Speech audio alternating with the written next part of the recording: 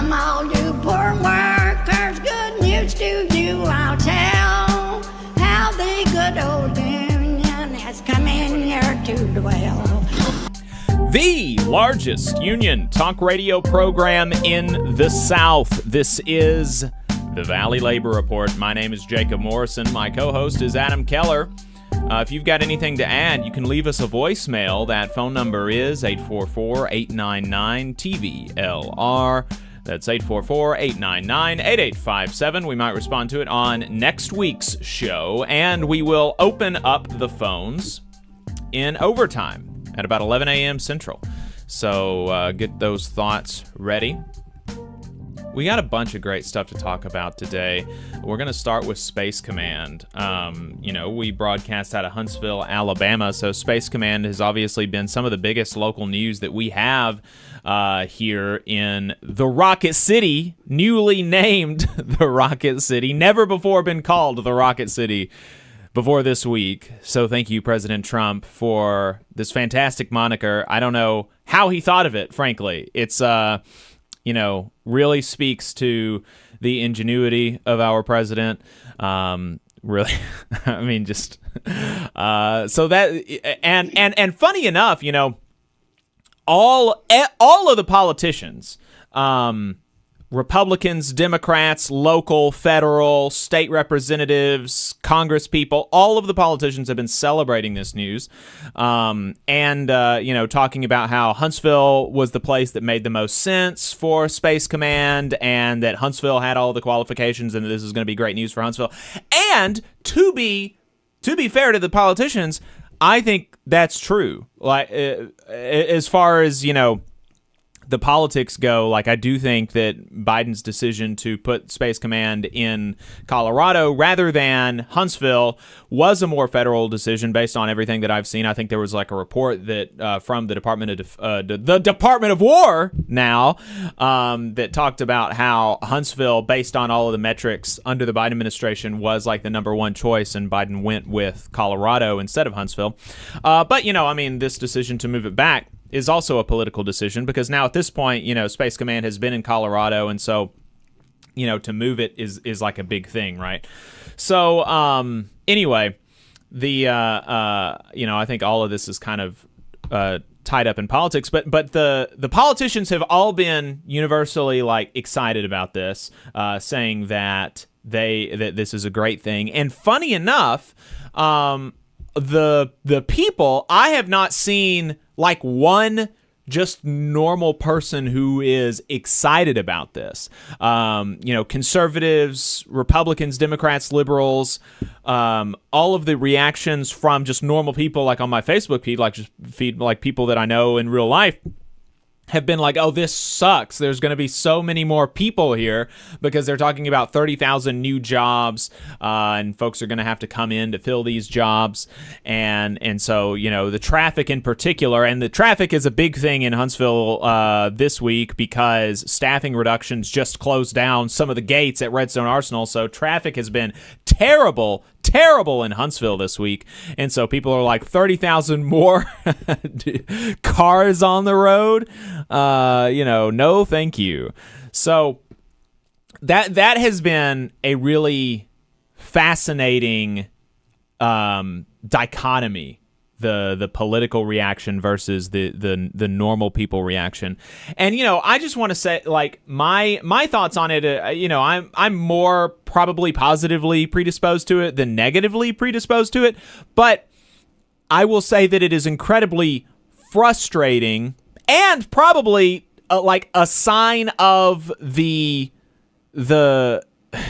derangement of our society, that at the same time we are increasing expenditures into space wars, into our ability to conduct war in space, we are decreasing our funding and our ability to do research and science in space.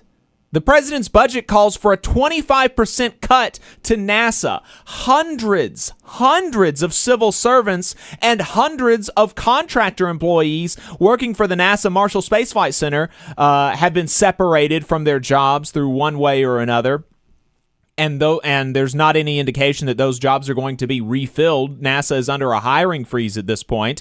We already have if we want to invest in space, we have NASA. We can invest in NASA, and instead, this sick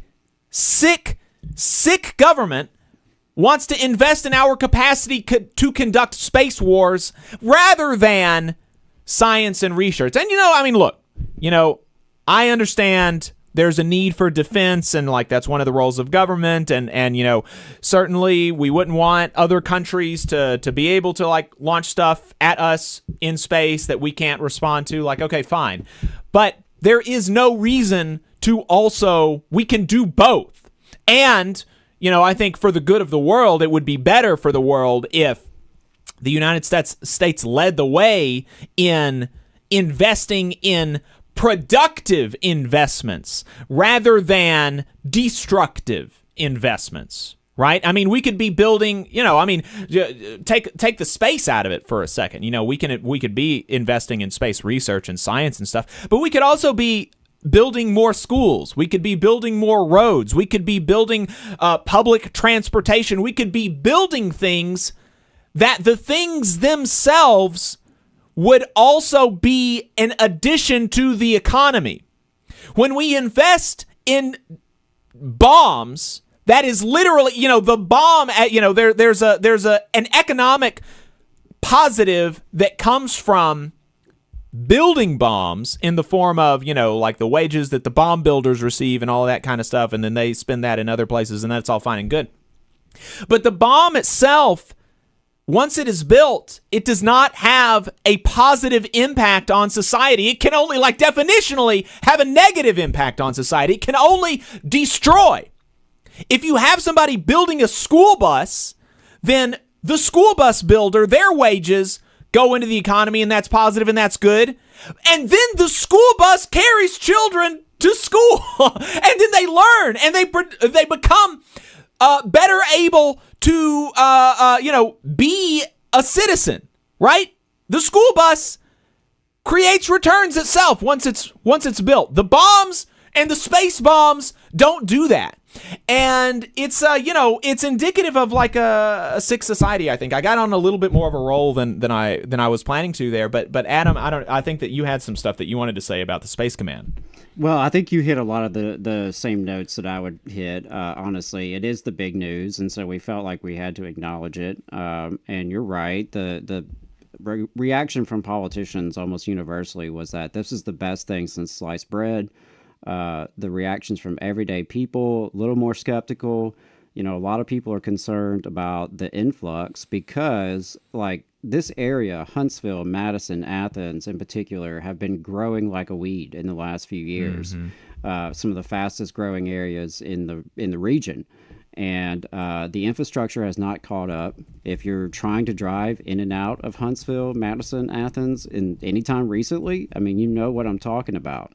So there's road congestion. There's roads that need to be fixed up. There's minimal public transit. Housing and rent is going up and up and up. And a lot of people are struggling to keep up with this cost of living because, rent's going up, housing is going up, but our wages are not going up as fast.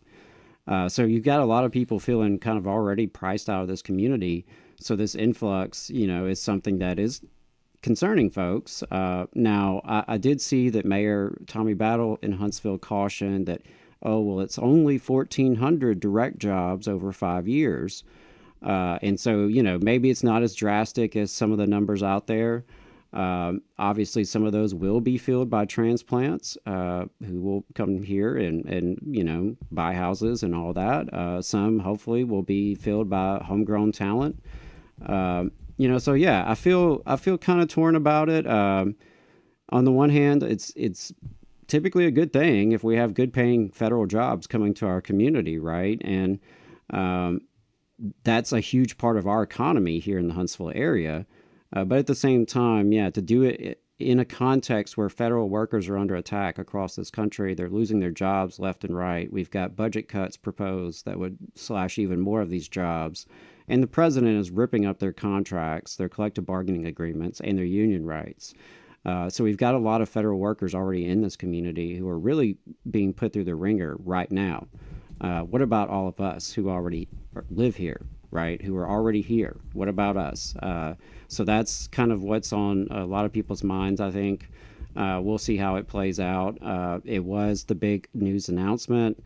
Many people are saying that was in part to distract from the big Epstein-related press conference this week. There was a very powerful press conference with Epstein victims and their lawyers who spoke eloquently about their demand for equal protection under the law. And so a lot of people think some of this was kind of meant to make a splash and distract from that news. So, those are our thoughts on Space Command. It's the big news of the day for Huntsville. Huntsville has long relied on federal employment and federal adjacent employment, right? Starting with the Tennessee Valley Authority, Redstone Arsenal, NASA, and the entire military industrial complex that has sprung up around that. And if you talk to pretty much anyone with a decent paying office job in the Huntsville area, chances are they work for the war machine. Mm-hmm. And of course, I can say that now, without any implications, because the president has renamed the Department of Defense the Department of War, which personally I approve of. I think it's the most honest thing he's ever done. And, if you have any historical knowledge of American foreign policy over the last couple centuries, you know what I'm talking about. But we don't have time this morning to get into Epstein or the Empire. Stay tuned, maybe for a bonus episode on that one day when Jacob's out of town. But it's the big news. We'll see what happens with it. But a lot of folks definitely concerned about whether we can keep up with this growth. Yeah, folks don't realize just how much I'm holding Adam back, I don't think. That's right. Yeah.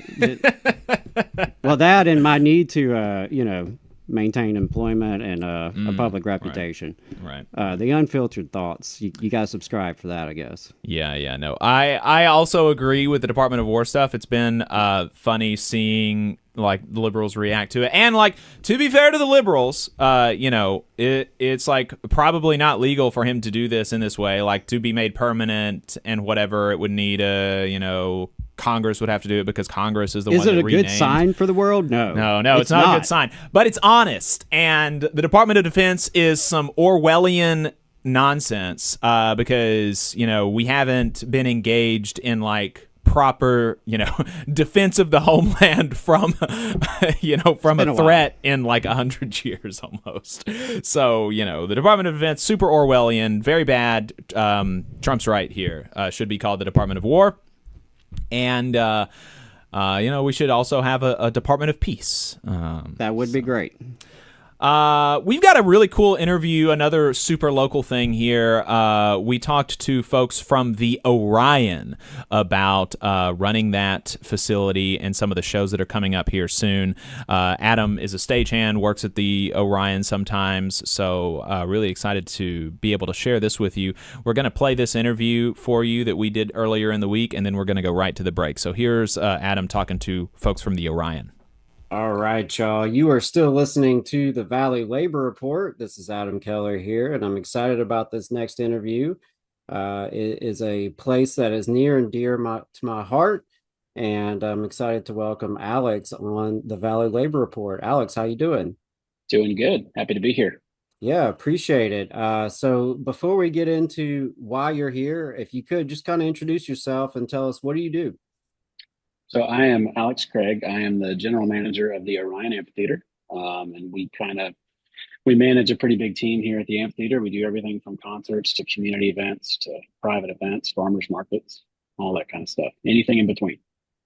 Yeah. And, it's interesting that you're on the show because typically we talk to labor folks, right? So we don't often talk to folks who are in management. But that's a cool spin on this, and that's part of why we wanted to have you on the show today to talk about the Orion Amphitheater, where I have the pleasure to work often enough with IATSE Local 900, and it's been a really cool experience just to be a part of what this means to the community. So, Yeah. for listeners who haven't been yet, could you just tell us, what is the Orion? The Orion is an 8,000 capacity outdoor amphitheater located in Huntsville, Alabama. And we do a lot of your traditional large and medium concerts, just like a lot of the other venues that people are familiar with around the country and around the Southeast. We do everything from, your standard, we do Live Nation type shows, AEG. We're an open room, so we're not connected to one promoter like some venues are. We kind of do all kinds of different stuff. So small promoters, up and coming promoters, large established promoters, nonprofits. We kind of work with everybody. Right, right. And I gotta say, like, there's been some really amazing acts that have come through the Orion already. Just it's been what, 2 years now?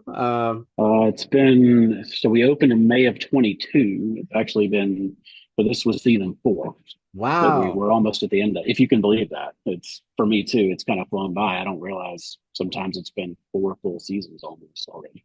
Right. Yeah. Wow. Yeah. That's Yep. amazing. That's amazing. Yep. So, um, tell us a little bit about what goes on behind the scenes. What goes into setting up and pulling off one of these live shows.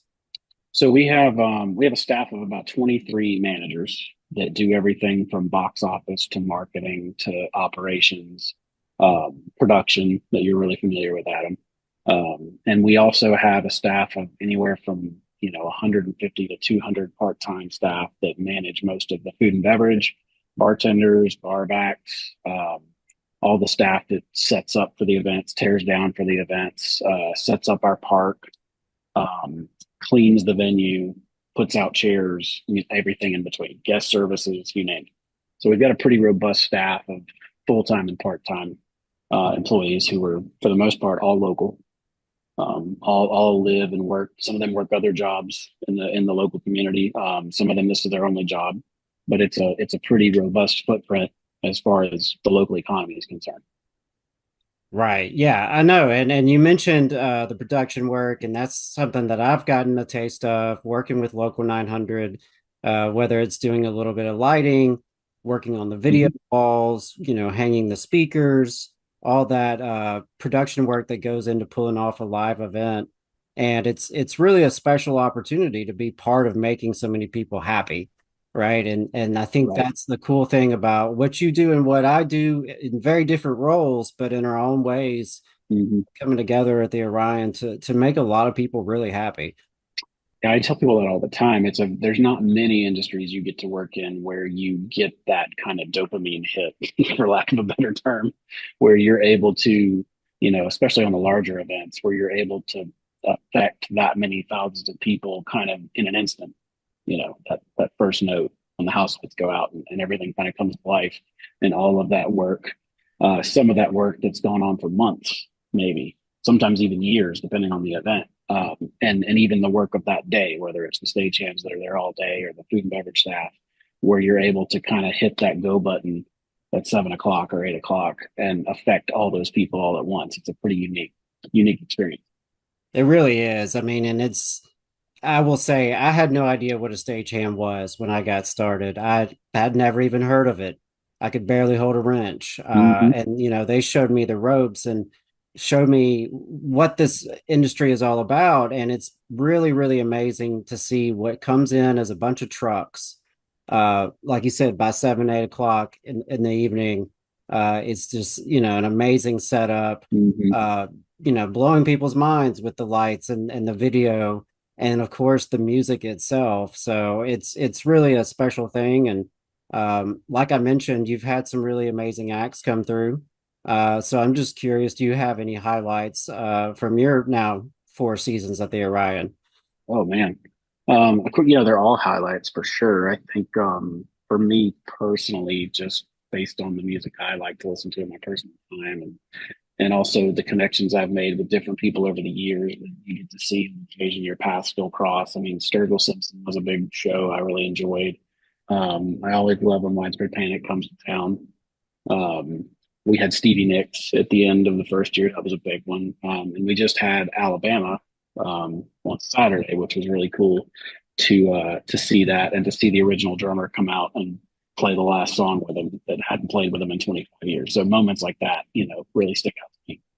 Yeah, I mean, and I'm just going to add to that list because some of the Sure. ones you didn't mention that have really stood out to me. I was a big fan of Modest Mouse in high school, and so they, gosh, I forget who they were even opening up for this past year or so. Oh But man, they were here last year, weren't they? yeah, they Yep. were here last year. Mhm. Modest Mouse, I think maybe they were playing with Smashing Pumpkins. I think Um, you're right. yeah, and that was just a really cool experience for me. Like, my teenage self was really lit up by that. Yeah. I got to work on the show call for that one, and so I got Hmm. to, be one of those guys in the corner holding a cable. And it was really cool just to see that. And but the most special thing was when Robert Plant actually came backstage and said hello to all of us grizzly looking stagehands back in the loading dock, waved at us, said hello. And I mean, it's hard to top that. Robert Yeah. Plant, once you've done Led Zeppelin, you're an all-timer in rock and roll. Hmm. So yeah, just moments like that to know that we have folks like Robert Plant and Sturgill Simpson coming through to Huntsville, Alabama. It's not something I would have imagined growing up here, and as a Yeah. teenager getting into music. I was so jealous of places like Nashville and even Birmingham. So it's been really, amazing Sure. to see this come through. Yeah, it's really cool when you have those moments. Of course, they all appreciate it in their own way, but it is extra cool when you have somebody with as much clout as a Robert Plant, right? I mean, everybody knows stuff. I'm like, that's Rolling Stones territory, right? And to have somebody like that that takes the time to say hello or say thank you, to a group of people that he doesn't know, a group of people, but he knows what they did for him that day. So that's always cool when that happens. Right. And something that I can experience just in my own level at the Orion is like the care and intention y'all put into it to make sure everyone has a great experience, right? Hmm. From the audience to the artist. It's like y'all put the love into it and it's really clear, it's Hmm. evident. I mean, just to shout out to all the folks who cooked the wonderful food at the Orion. Because if you ever lucky enough to work all day, you actually get to eat a little Right. bit of that great cooking, and just see the cool space that y'all have Yeah. built for folks. And so I don't know if you had any more to add to that, but like, how do y'all approach that? Just the intentions of having a great experience for everybody involved. Sure. Yeah. I mean, the way you treat people matters, right? I mean, almost more than any of the other parts of doing business together. I mean, I think, money's great and being in business together is great, but the way you treat people matters. And that goes front to back. It's not just fans. Obviously, fans, you want to treat the fans well. You want to give them a good experience because that's your customer base. But in this business, your customer base is also the artists and the artist crew. So you might, on a given day, you might have 30 or 40 crew that work for the artist, whoever the artist of the day is, and those people are just normal people too.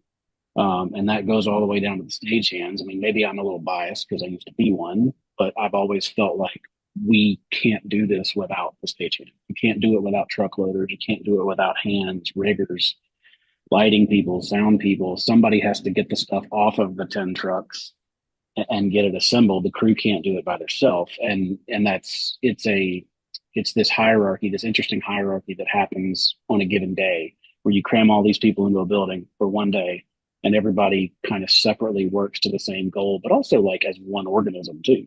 It's this interesting thing that happens where all these people come from different walks of life, different financial backgrounds, different what have you. And we're able to kind of just mesh all that together for 24 hours and pull this thing off. And then it goes out the door and it goes to the next town and it does the exact same thing in the next town. And I don't know of many other industries where that happens. Yeah, absolutely, absolutely. I mean, it is such a cool thing to see all these different types of folks working together Mm-hmm. just to pull off this thing. And like I said earlier, and your end result is you're making folks happy. You're giving people memories that they Mm-hmm. can cherish for the rest of their lives, and Sure. that's really important. I know just my wife and daughter saw a show not too long ago at the Orion, and my daughter was just lit up for the whole week, talking about it and just having that experience. And so you're absolutely right. And one of the things that y'all do at the Orion, besides just concerts, is working with the community. So could you talk a little bit about some of the community events and the other kind of programming that y'all do outside of like, the traditional big concert? Sure. So on our property, we have the main concert venue, but we also have a park outside that's part of our perimeter. So on concert days, that's just part of the concert perimeter. Ticket holders can come in there and get food, drink, listen to a pre-party or an after party. But we also utilize it for what we call community and cultural events. And that goes all the way back to probably 2019, 2020, when the city of Huntsville started talking about building a venue and how could they utilize that venue and that investment for more than just state of the art standard concerts. Because most venues are just dark between concerts, which has financial repercussions, obviously. An expensive building that's only operating 30 to 40 days a year versus a venue that's kind of an extension of Parks and Rec and a quality of life program for the city of Huntsville, which to their credit, Huntsville does a great job of creating quality of life projects and parks and rec and things like that. So we utilize it for everything from the biggest one that comes to mind is a Hispanic heritage festival that we have every year called Cultura. That's thousands of people attend.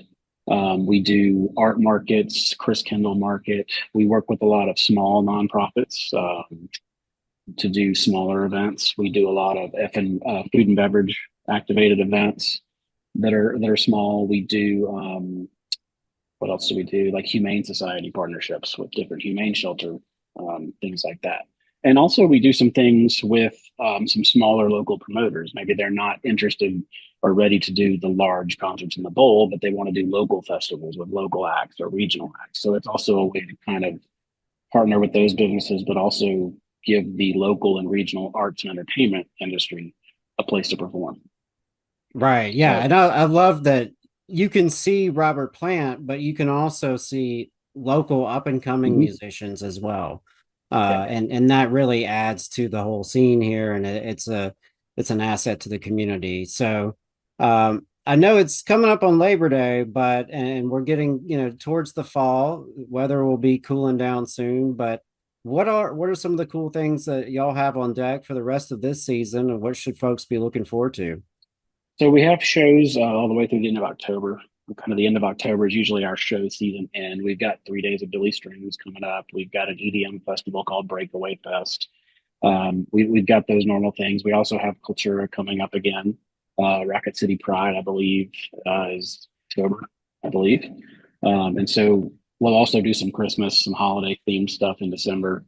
So there's a lot of stuff left between now and the end of the year, whether it's in the bowl or out in the park. Yeah, I know the Billy Strings will be a big draw. I've heard people talking about that already. And he must have liked it to come back so soon and to want to hang out all Yeah. week. So that's great. That's great. And where can people go to find tickets and just stay up to date on the events that you'll have going on? Best place to go anytime for any info or tickets is theorionhuntsville.com. All right. Awesome. Awesome. So was there anything else you wanted to leave us with, Alex, about the Orion or anything else for that matter? Just to say, like, it's been a great experience for us the last 4 years. It's been a great experience for me personally, me and my family, and all the staff here and their families, and we appreciate all the love and partnership from the community. Yeah, absolutely. Well, we appreciate all that y'all do. It's been really amazing to make memories at the Orion, both as a fan, but also working as a stagehand and just being a part of something really important to the Tennessee Valley. So for all those folks out there listening, if you have not been to the Orion yet, please do make plans to see something. Get on the update list. Go to the orionhuntsville.com. Make sure you check that out. Get on the email list so you can stay up to date. So Alex, thank you so much. Thanks, everybody. Thanks, Adam. All right, so that was Alex Craig from the Orion Amphitheater. Big thanks to them for pulling back the curtain on what it takes to put on a great show here in the Tennessee Valley. And of course, shout out again to my siblings at IATSE Local 900 for all the skilled work they're doing to help make these productions come to life. So if you want to support local jobs and support the local economy and enjoy some world-class entertainment, make sure you check out Orion at theorionhuntsville.com. The attorneys at Maples, Tucker, and Jacobs have stood with the working people of Alabama for over 40 years, providing skilled legal representation for your workplace injury claims. When you are injured on the job, it can be a scary time. The attorneys at Maples, Tucker, and Jacobs have the experience to guide you through the process to make sure that you and your family are properly taken care of and your rights are protected. If you need help, call the attorneys at Maples, Tucker, and Jacobs at 855-617-9333 or visit online at www.mtnj.com. No representation is made that the quality of legal services provided is greater than the quality of legal services provided by other law firms. Support for the Valley Labor Report comes from the International Federation of Professional and Technical Engineers Union. Learn more by visiting www.ifpte.org. Are you looking for a better future, a career that can have you set for life, and to be a part of something that's bigger than yourself? If you are, then consider a skilled trades apprenticeship with the International Union of Painters and Allied Trades. The work of IUPAT is all around us, from the industrial painters who work on the bridges to drywall finishers, floor coverers, the glazers who install the glass in our skylines, and so much more. With an IUPAT apprenticeship, you earn while you learn and receive benefits while learning the trade, including a pension. We provide world-class education free of charge. That's right, no student debt. Our starting salaries for apprentices that graduate is above the national median salary with benefits for entire families. And you have the flexibility to take your trade wherever you'd like in the country to work. IUPAT District Council 77 covers our entire region, so give Adam Booth a call at 205-603-3142 for more information. Again, that phone number is 205-603-3142. Come build a better future with us today and join IUPAT. We're the nurses, firefighters, and claims representatives that help keep our government services running. We respond to natural disasters. We care for our nation's veterans, and we investigate discrimination in the workplace. We are federal and D.C. government workers, and we are proud to serve the American people. Working in more than 70 agencies across the government, we know we can fulfill our mission because our union has our back. Learn more at afge.org. Paid for by the American Federation of Government Employees, AFL-CIO. Since 1889, the National Association of Letter Carriers has protected the rights of city carriers as they deliver the mail and offer support for their community. The Alabama State Association of Letter Carriers makes their legislative voices heard when it comes to issues involving the U.S. Postal Service and the working members of the union. The National Association of Letter Carriers has been longtime supporters of the Muscular Dystrophy Association and the Stamp Out Hunger Food Drive. This message is sponsored by the Alabama Association of Letter Carriers. To learn more, visit NALC.org.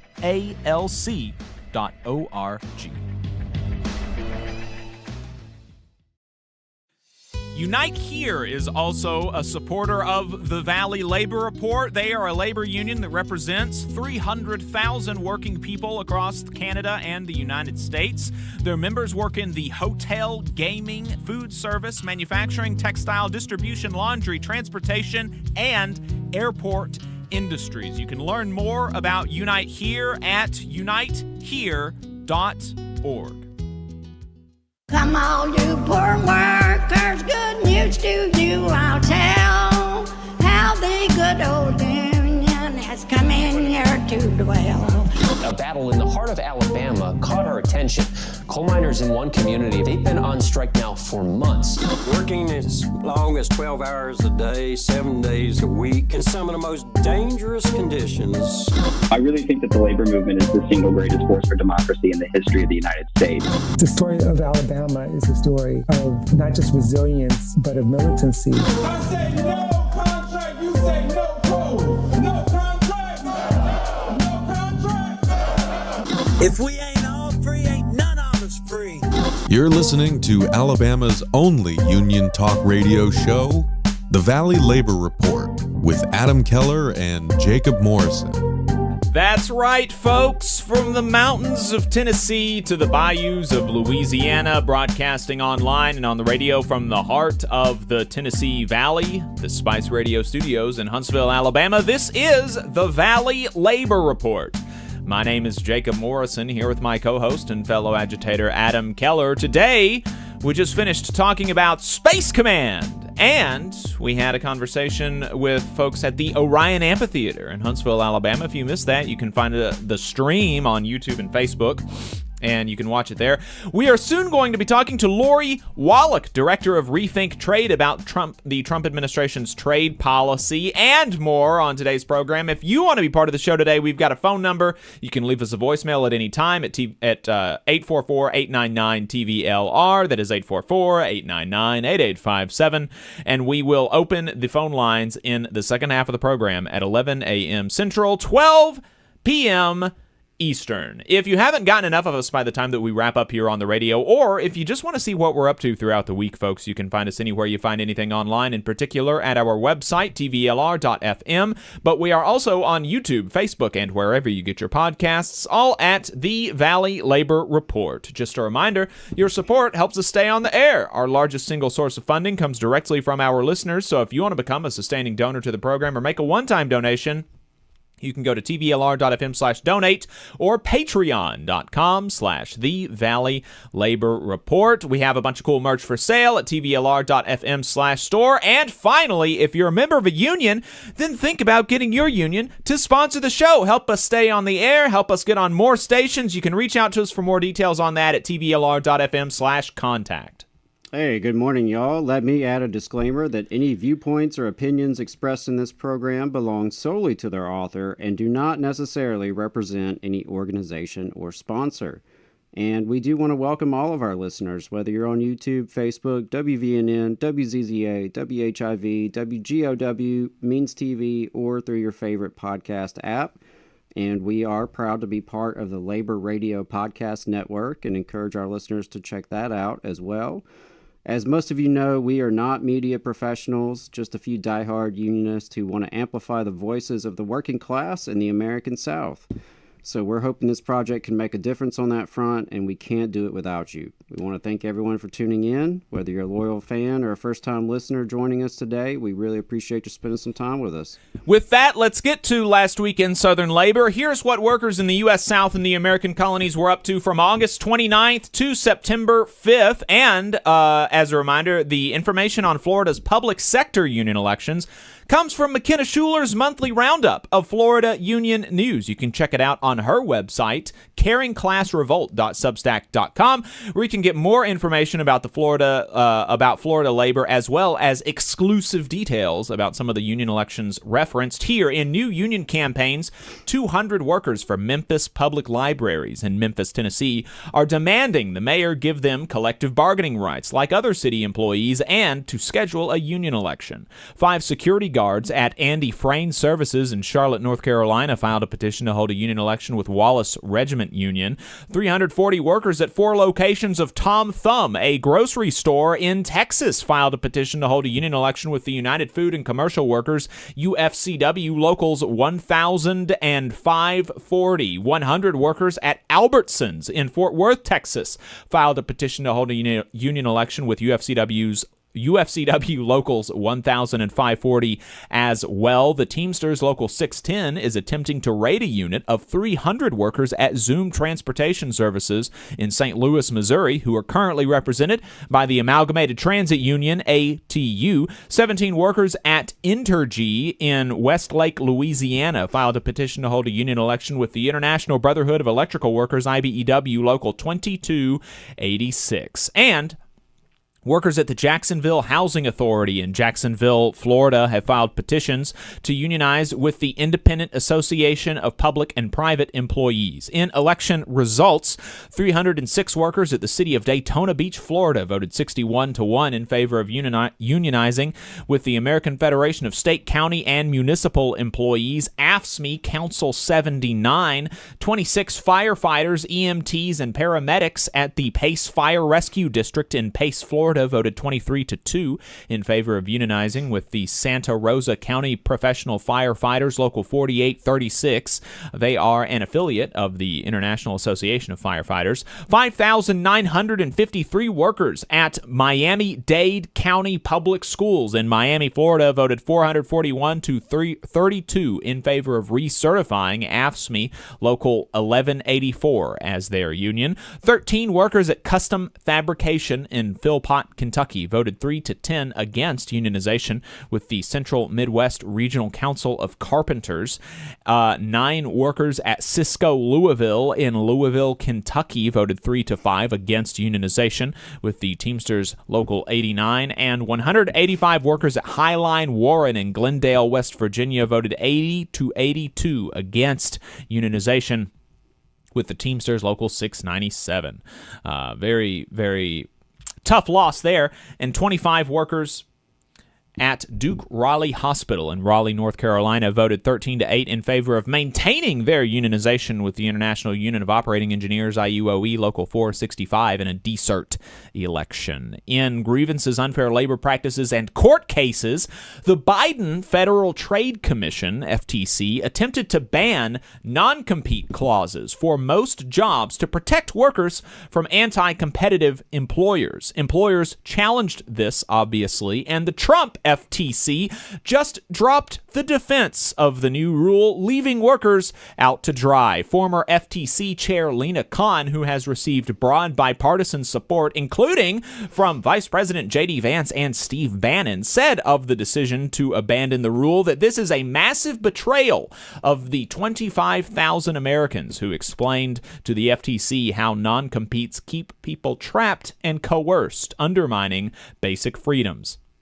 She continued that this is another clear sign that despite its rhetoric, this administration is deeply hostile to American workers. In strikes and bargaining updates, workers at the Hilton Americas Hotel in downtown Houston, Texas, who are unionized with Unite Here Local 23, are on strike to secure a $23 an hour wage. Workers say that Hilton has seen huge profits recently.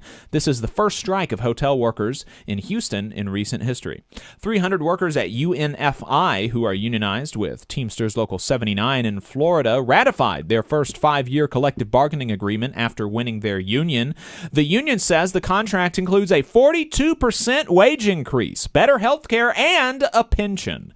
200 drivers for Genesis Logistics in Virginia, unionized with the Teamsters Local 322, have begun a strike after the company failed to bargain seriously for a contract with the workers. They authorized a strike by 90% back in April.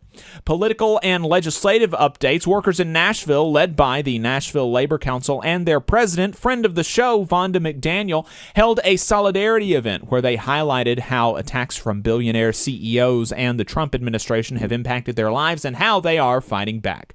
A Republican congressperson introduced legislation that would provide a permanent framework to increase pork and poultry line processing speeds even further. The Retail, Wholesale, and Department Store Union, RWDSU, which represents 15,000 poultry workers across the country, said that this bill ignores years of evidence that increased speeds endanger workers and compromise food safety, and that workers in poultry and meat processing plants already face some of the most dangerous conditions in the country, with high injury rates, repetitive stress disorders, and exposure to hazardous conditions. Faster line speeds mean fewer precious seconds to work safely, meaning greater risk of cuts, slips, and other serious injuries, and not to mention less time to ensure food safety. The Partnership for Public Service released a concerning report that some 10% of the federal government has left or been fired since Trump came into office. That's 200,000 jobs eliminated. Unions and progressive nonprofits held a virtual town hall last week discussing Social Security. They explained in part that, according to the chief actuary of the Social Security Administration, President Trump's recently passed reconciliation bill will accelerate the insolvency of Social Security to 2032. The Committee for a Responsible Federal Budget estimates insolvency will lead to an across-the-board benefit cut of around 24% for Social Security recipients. By 2045, these projected cuts mean an additional 3.8 million people ages 62 and older will fall into poverty, according to the Urban Institute. National Nurses United, the largest healthcare union in the country, are supporting the Social Security Expansion Act, legislation introduced by Senator Bernie Sanders from Vermont and Representative Val Hoyle from Oregon. The legislation would expand Social Security benefits by $2,400 a year per recipient and ensure Social Security is fully funded for the next 75 years. The legislation requires millionaires and billionaires to pay taxes on their business and investment incomes, just as workers currently do on their paychecks. If we missed something, let us know at tvlr.fm/contact, and we'll try to include it in next week's Roundup. We have on the line Lori Wallach. Lori is the director of Rethink Trade, a program of the American Economic Liberties Project. You can find her on Twitter at Wallach Lori, that's WLACHLORI, and on Blue Sky at wallachlori.bsky.social. Really excited to have her on the program. I spoke to Lori a few years ago now. Gosh, I guess it was probably like 2022 or 2023 for a special stream that the Labor Radio Podcast Network did. I was doing it with Judy Ansell on the U.S.-Mexico trade agreement and like evaluating that a few years after. And I've been looking for, I've been wanting to get her on the Valley Labor Report sometime.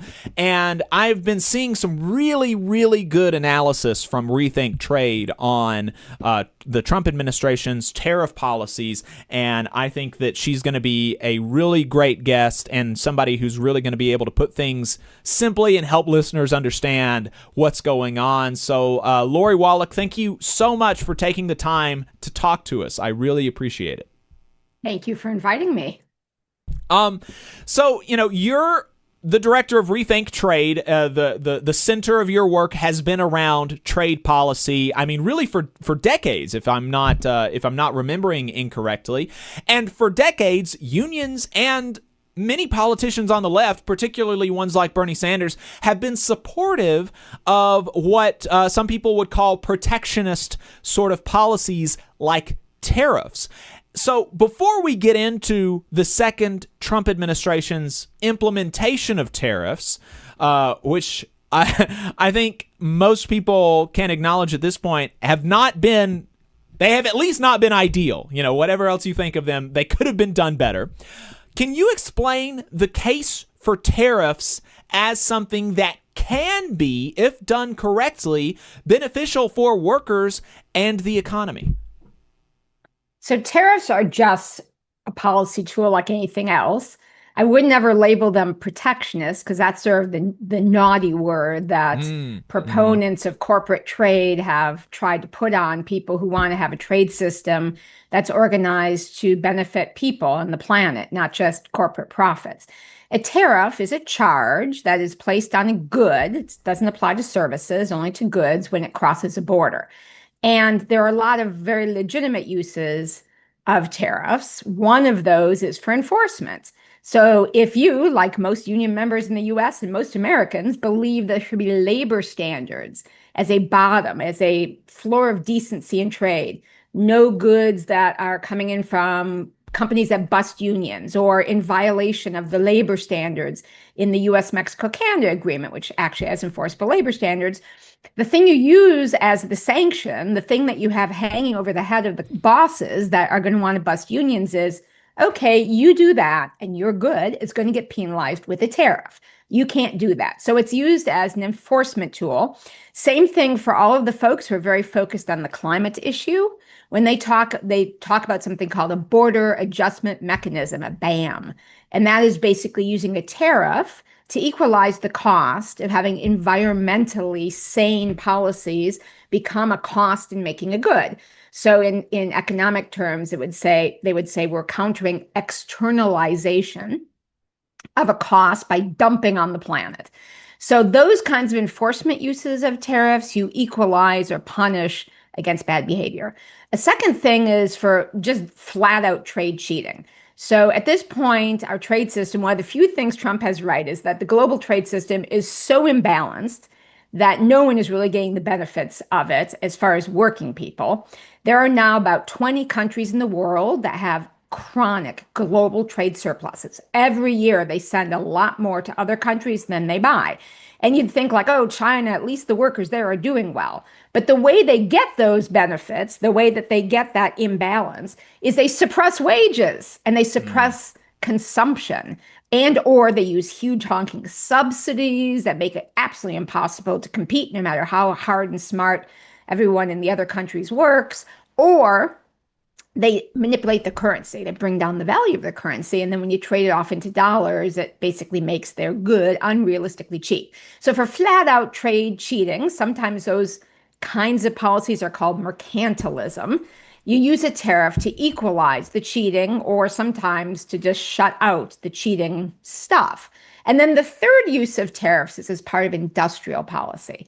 So sometimes, even if there's not cheating, if there's not bad behavior, as a country, you decide, hey, we can't be a country, or we are dangerously exposed. We need to increase our resilience. Footnote, we all saw how that worked out when the most powerful country in the world couldn't make the basic things we needed to keep our families safe during COVID. So yeah, we should actually put up some tariffs, not total, but some, on imports of, say, you pick the things that are important, but medicine, things we need for infrastructure like iron and steel and aluminum, or transportation equipment or communications equipment. We have to make microchips. We have to make cell phones, whatever it is, things that you as a continental sized country would want to be able to make. You leave a little bit of your market open for international trade. You leave a little bit of your market protected for domestic manufacturers. But you combine those tariffs, which are the defense that are giving you a little space in your own market to occupy it and generate domestic demand. You combine that with other policies. So you do tax credits for consumers to get us to buy the domestic stuff. You do tax credits for manufacturers to build new plants. You make it cheaper to build new plants than to invest.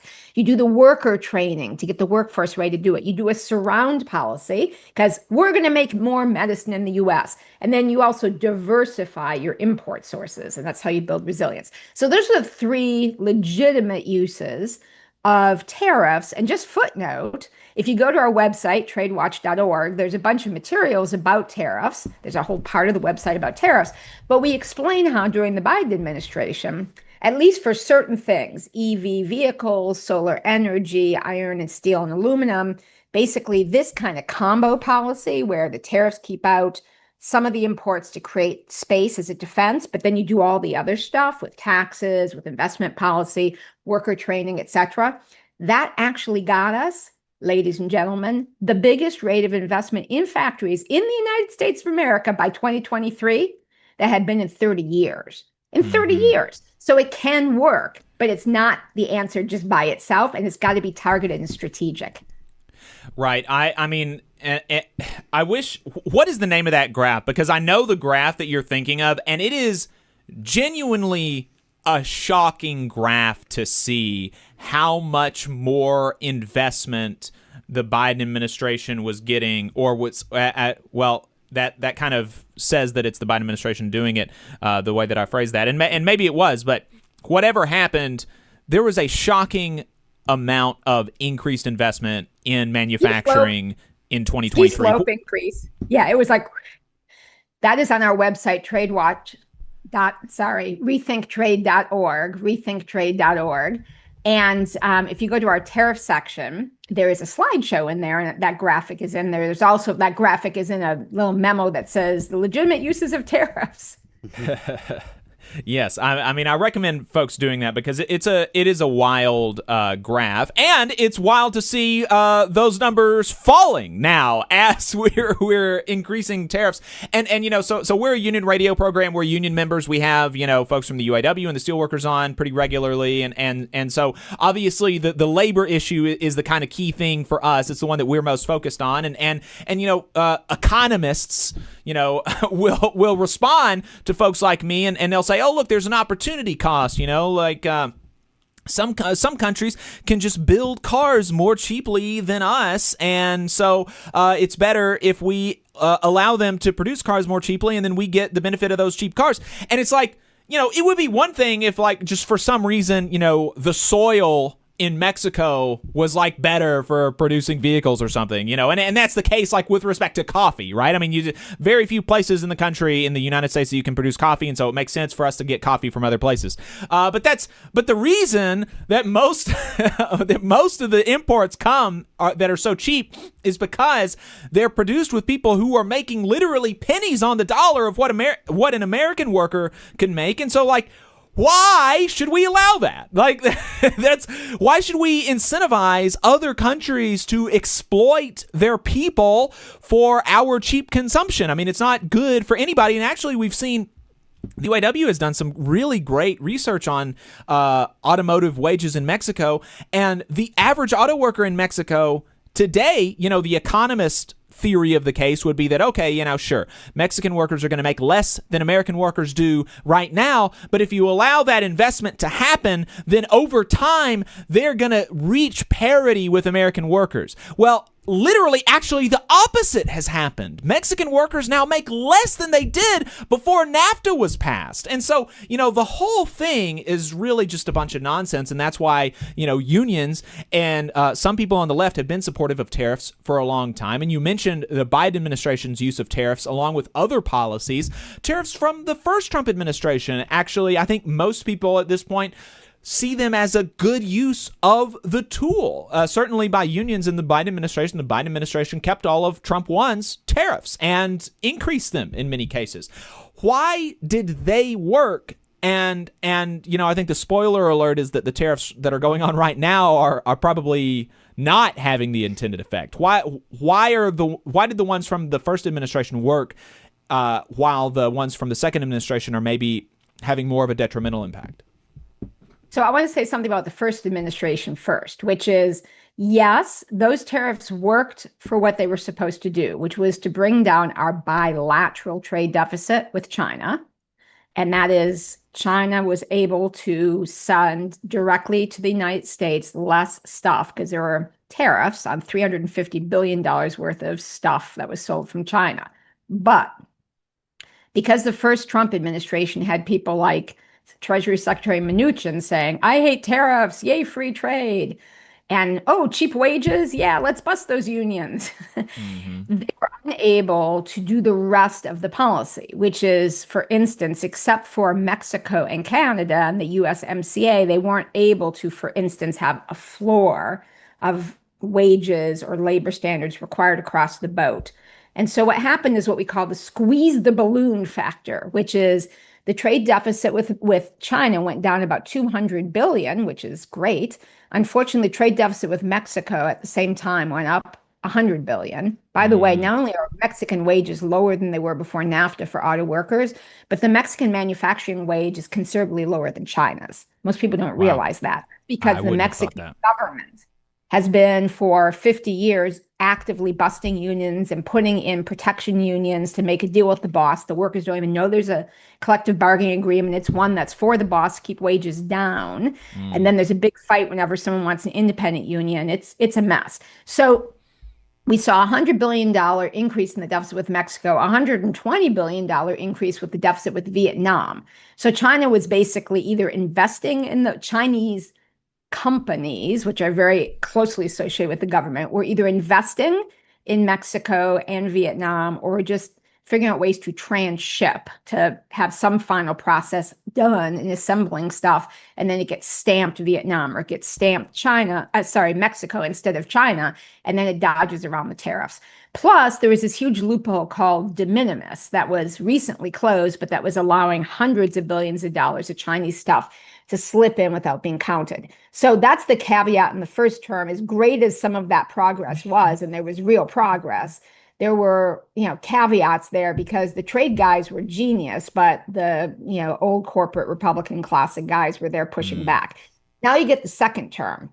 Basically, Trump has committed every kind of tariff malpractice that is a really quickly, Lori. I don't mean to interrupt. Before we get to the second term, I wanted to put a question to you on the first term tariffs, because this is something that I hear a lot, and I think that my position is pretty clear. I'm supportive certainly of the first term tariffs, but some economists will respond to that, particularly on the steel tariffs, that yes, the steel tariffs increased steel jobs by some number in the United States, but they decreased other advanced manufacturing jobs by more, because the steel that was produced by virtue of the fact that we had tariffs on other countries, the steel that was produced in the United States, which is a component part for manufacturing, like John Deere tractors and vehicles and stuff, because that component part, the steel, increased, we produced less cars and tractors and blah, blah, blah, than we would have otherwise, and so we actually ended up killing more manufacturing jobs than we saved because of those steel tariffs. What do you make of that? Is there anything to that? Well, I'm glad you brought that up, because there are two big myths about tariffs in the first Trump term. That's one of them. And the reality is a lot of the stuff that got blamed on tariffs had to do both with manufacturing, but also prices. Because the other thing you hear all the time, the second big myth is, those Trump tariffs raise prices. And both of those myths are not what the data show. So first of all, the thing to understand is that a bunch of these companies like John Deere are looking for excuses to offshore, to Mexico, to Vietnam, to wherever. And so they were just looking for an excuse to be able to increase their profit margin. They had plenty of room to be able to pay the relatively small increase in what it cost them to have steel or aluminum. They were not being put out of business. And instead, they just decided to use that excuse to offshore. Same thing with prices. There's a ton of price gouging that's happening under the cover of claiming it's a tariff. And let me just tell you one that everyone heard during Trump 1, washers and dryer prices went up because of the tariffs on aluminum. Well, friends, there were never any tariffs on dryers. There were direct tariffs on washing machines. And there were no tariffs on steel or aluminum in Canada. Yet the prices on washers and dryers, something not tariffed, went up in Canada, not just in the US, because the companies were marketing and could use that excuse for price gouging. They raised the prices on both of them way beyond whatever small increment the tariffs would have added to washing machine aluminum. So in that instance, there's just a lot of baloney floating out there. And right now, we're kind of seeing that where you have companies that have said, we don't have to raise the price, we can deal with it. Well, the reason they're basically admitting that there is a huge markup. So let me just give you one example of how the tariff price thing works, because there's a lot of obsession with prices and it's ignorant. And the economists must not be listened to because they don't even understand what's tariffed and what's not. Because, for instance, in the Trump 2 tariffs, there are exceptions on certain things. And so, just for instance, remember how the prices of fresh vegetables and fruits went up in the producer price index in August? Everyone's like, ooh, that's the tariffs. The tariffs exclude fresh fruits and vegetables from Mexico. Everyone said that's Mexican tariffs. That's tariffs on Mexico. There's an exclusion for fresh fruits and vegetables. So there's just a lot of confusion. But here's the thing. Take that $120 pair of Nike shoes. A tariff is charged on the wholesale price, the price the thing comes in for. Because of all the labor violations, no independent unions in Vietnam where all that stuff's made, dumping on the environment, those shoes cost.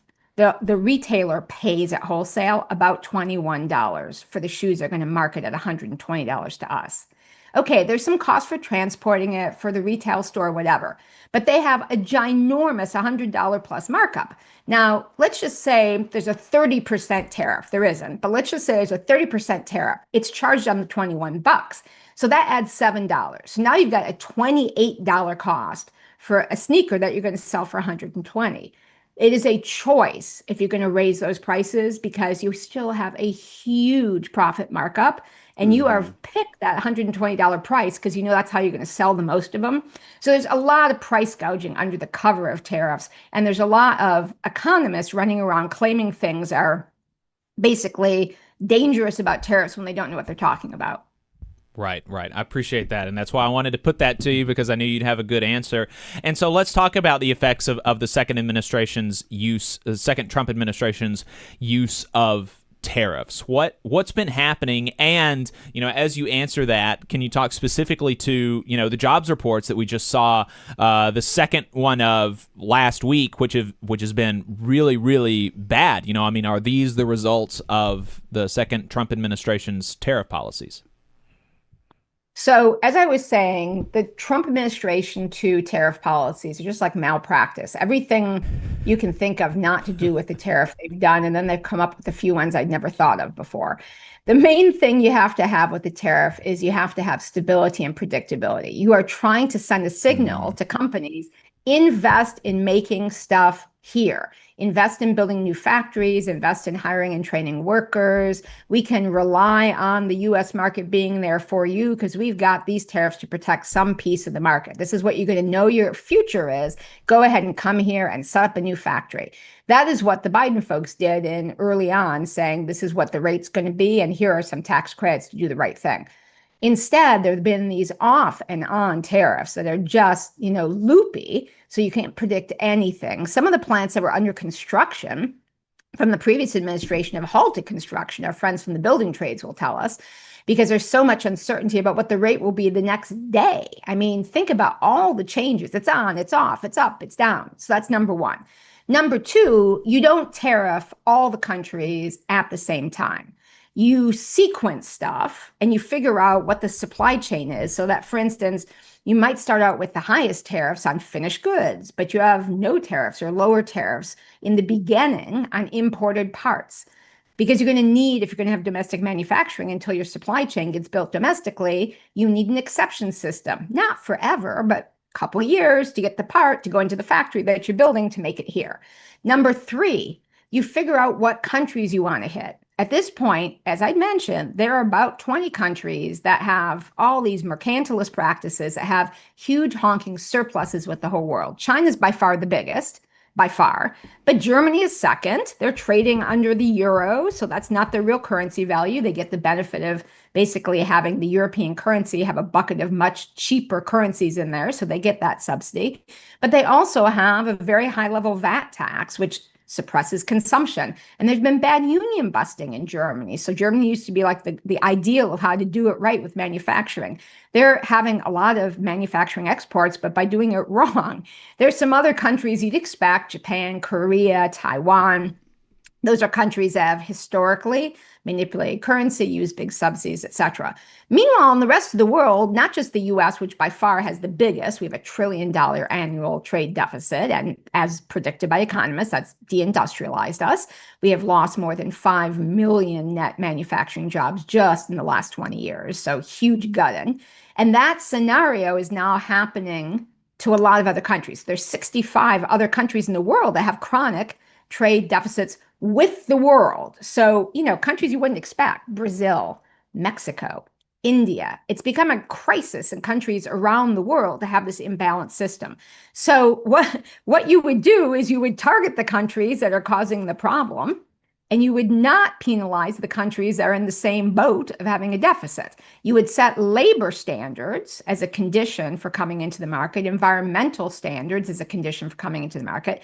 You'd lift up the standards for both salaries, wages, and health for workers around the world that way. Livelihoods would improve.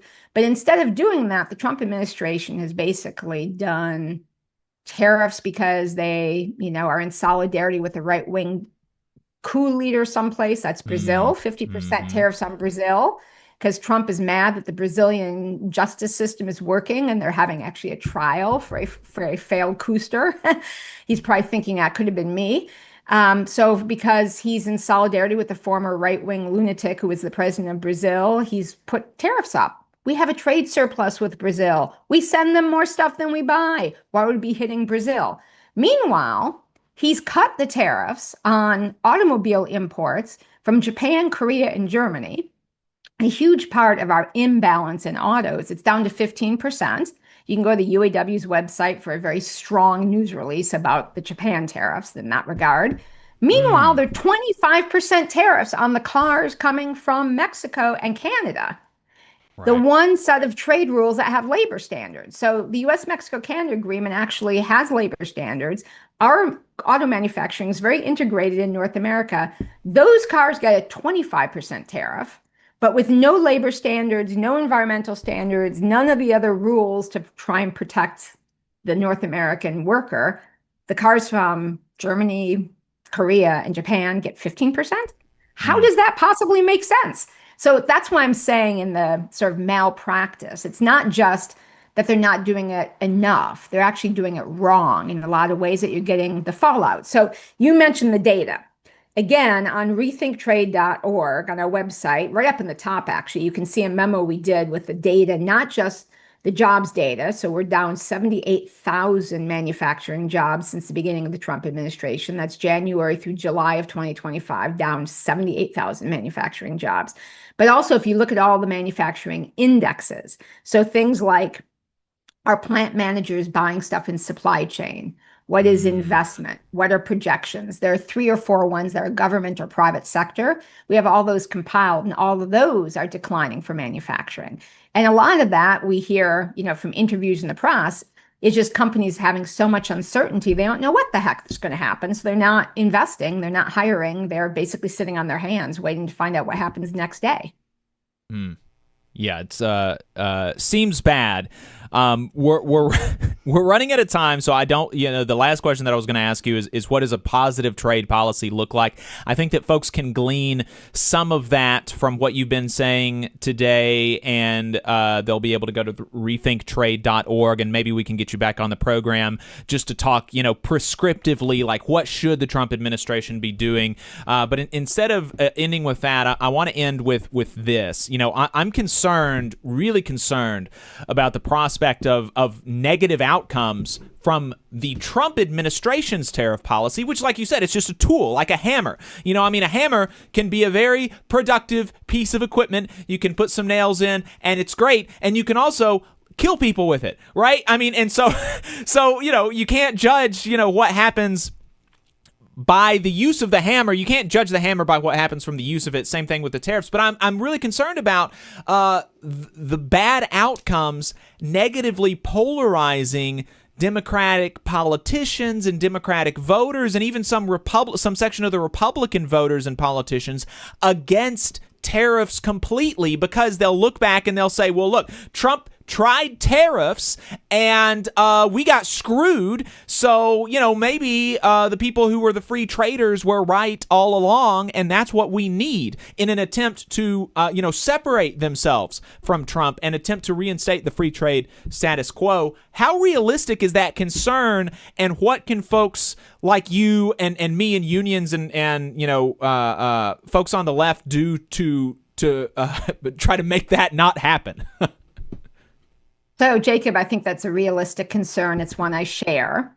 And that's because, the corporate lobby and all the sort of neoliberal thinkers are always lurking out there looking for an excuse to try and claw back their way. Their system failed miserably. It has devastated working America. It's devastated the environment. It's just been a catastrophe, and the data is compelling.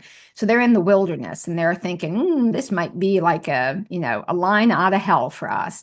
The things that we can do, number one, folks, it's so important to talk to your members of Congress. I cannot underscore how uninformed many members of Congress are, because there hasn't been a big trade fight in the U.S., like a national knockdown drag out, frankly, since the Trans-Pacific Partnership a decade ago. There was a sizable skirmish over the U.S.-Mexico-Canada agreement, the renegotiation of NAFTA. So many members of Congress, more than half of the Democrats now in office, were not here, even for the USMCA fight, much less the TPP. So they don't know the basics. And so what they're hearing is this sort of beltway, pundity, smart people, too many economists, tariffs, raise prices. Instead of understanding what we ought to be focusing on is making stuff in this country and raising wages so people can pay for things made under the kind of conditions we want to live in. So we want to raise the wages and the environmental standards and the cost to the bosses of those kind of inputs around the damn world. It's not like we're saying, oh, everyone else out there can like live in hell. The whole theory of what's a good trade policy is it's a trade policy that conditions the access into the lucrative markets like the US as a pull-up mechanism for the whole damn world. And so we need to remind them it's not just about prices. Footnote, tariffs don't always increase prices, but it's about having good jobs, making things that your neighbors, fellow Americans need. It's for our resilience and national security, as well as for economic equality. And we must understand why these things are so cheap, because it's forced labor, it's abused labor, it's dumping toxics on the environment. Educating those members of Congress to say to them, you know something, when you just beat on tariffs, you make me hate Democrats. They literally need to hear this. And by the way, there's a strong line of these folks. I recommend Google up a great op-ed from the New York Times written by a guy from Pennsylvania named Congressman Chris DeLuzio. He lays it out just flat out, like we need to be nuanced. Tariffs are a tool. You use them right, we get good benefits. Let's not sound like boneheads. So that's number one. Number two thing is we have this grand opportunity right now to try and enunciate the what we're for and contrast it with Trump. Because part of the story here is we have to show what he's doing is not the proper future of trade. It's not what we're for. It's not like either you can have NAFTA or you can have Trump tariffs. What we're for is a different thing. And the way to make that clear is to contrast what he's doing and why it's not working. So they're about to be, starting October 4th probably, notice to start a big comment period and renegotiation and review period for that US-Mexico-Canada agreement. And if you go to the Citizens Trade campaign, citizenstrade.org, that's the big national coalition of unions, family farm, faith, consumer, and other groups, they're doing a petition where everyone can help put in those comments. I've got it automated to say, here's what we want when the USMCA, the NAFTA replacement, gets renegotiated. Because that's an opportunity for unions, Democrats to say like, yo, Trump, you want to actually do something on trade that helps working people? Fix this stuff in this agreement. You said this agreement was going to end the trade deficit, end offshoring to Mexico. It did not. More offshoring is going on. Trade deficit's $100 billion bigger. Here's what you need to do to actually fix that. Please, that is an affirmative way, Mr. President, to do it right. Of course, he's not going to agree because those are the things that are good for workers and the planet as compared to his corporate buddies. But that is a really useful thing to be engaging in. And then number three, for everyone has, I'm from Wausau, Wisconsin, north central Wisconsin, all my high school friends, half of whom voted for Trump, more than half probably.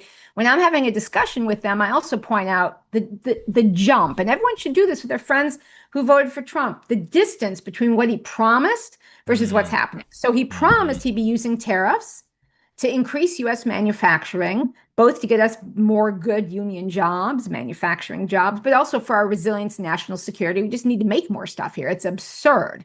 We have a continental-sized country with all of these brilliant working people with so many skills, all these natural resources that can be turned into stuff, and we're importing everything we need. That's just crazy. That is not an act of God. That is bad policy. So he agreed that he was going to do these things that, you know, reasonable people across the political spectrum would say is the right way to go. Instead, you know who's been getting the best use of these tariffs? Big tech. He's using these tariffs like a stick to threaten our allies, like in Europe or like in Korea, to say, if you don't get rid of those rules for online privacy, if you don't get rid of those anti-monopoly rules for big tech, if you don't like You have an app store rule where the monopolies can't just like charge app developers and consumers a ridiculous amount for access to stuff they need. If you don't get rid of that, I'm going to hit you with another tariff. Big tech dudes who are at the White House just literally Thursday night for a Rose Garden private dinner, all those oligarchs sitting there, those tech bros, they're the ones who are getting the benefit of the tariffs. Meanwhile, like our friends at the UAW with their news release about the Japan deal, working people are getting screwed, as you can see, by 78,000 less manufacturing jobs. Telling that story and just sending folks actually to the data. I mean, ironically, there are some of the most Trumpy of the Trumpsters, like Steve Bannon, who's been making the same point. Like, why the hell are these tariffs helping big tech as compared to helping working people in manufacturing? Hate to quote Steve Bannon, but on this one, he happens to be right. And that contrast is something that's definitely worth talking to your friends just over a drink after work about who voted for Trump, about, hey, ask them, do you have a plan to get this guy back on track? Because right now, he's not using his tariffs for us. He's using it for big tech. Lori Wallach, director of the Rethink Trade program at American Economic Liberties Project. You can find her on Twitter at WallachLori and Blue Sky at WallachLori.bluesky.social. Thank you so much for your time. Really appreciate it, and hope to get you back on again. Thank you, Jacob. Appreciate being invited. Bye-bye. All right. RethinkTrade.org is where you can find some of that stuff. We put some of the stuff in the chat. And that graph about manufacturing investment, we put it in the chat. Check it out on YouTube, and you can see it. I mean, it's like just a huge increase during the Biden years, and like so much higher than in Trump 1, and now it's starting to fall again. Very bad stuff. We're going to go to a break. We're going to be right back with Boss Watch. Stay tuned. The Laborers International Union of North America, LIUNA, Local 366, is proudly recruiting North Alabama local workers to work construction and nuclear plant maintenance. If you're interested, please contact April at our training center to start the process at 256-904-1753. No experience is needed. We offer free training, but you must be able to pass a background check and a drug test. Local hiring that grows our community with good-paying jobs that have benefits is our mission. Live better, work union, Local 366, feel the power. The Valley Labor Report is also supported by the Communication Workers of America. Learn more at cwa-union.org.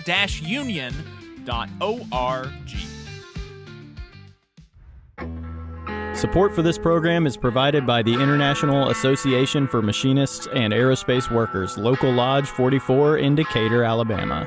Learn more at iamaw44.org.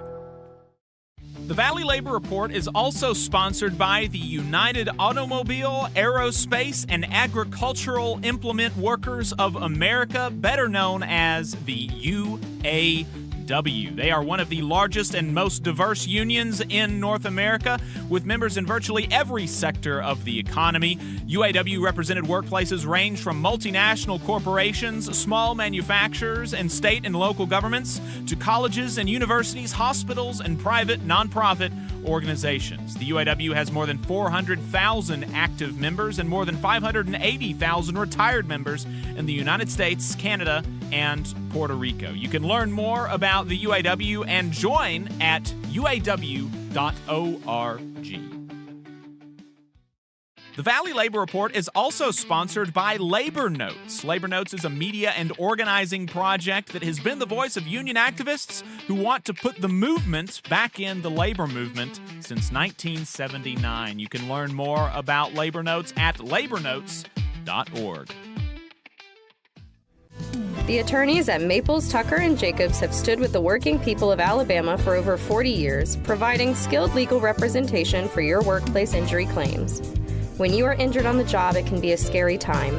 The attorneys at Maples, Tucker, and Jacobs have the experience to guide you through the process to make sure that you and your family are properly taken care of and your rights are protected.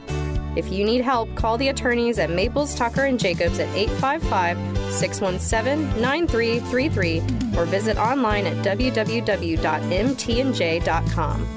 No representation is made that the quality of legal services provided is greater than the quality of legal services provided by other law firms. Support for this program also comes from the Mid-South Council of Retail, Wholesale, and Department Store Union. Learn more at rwdsu.info.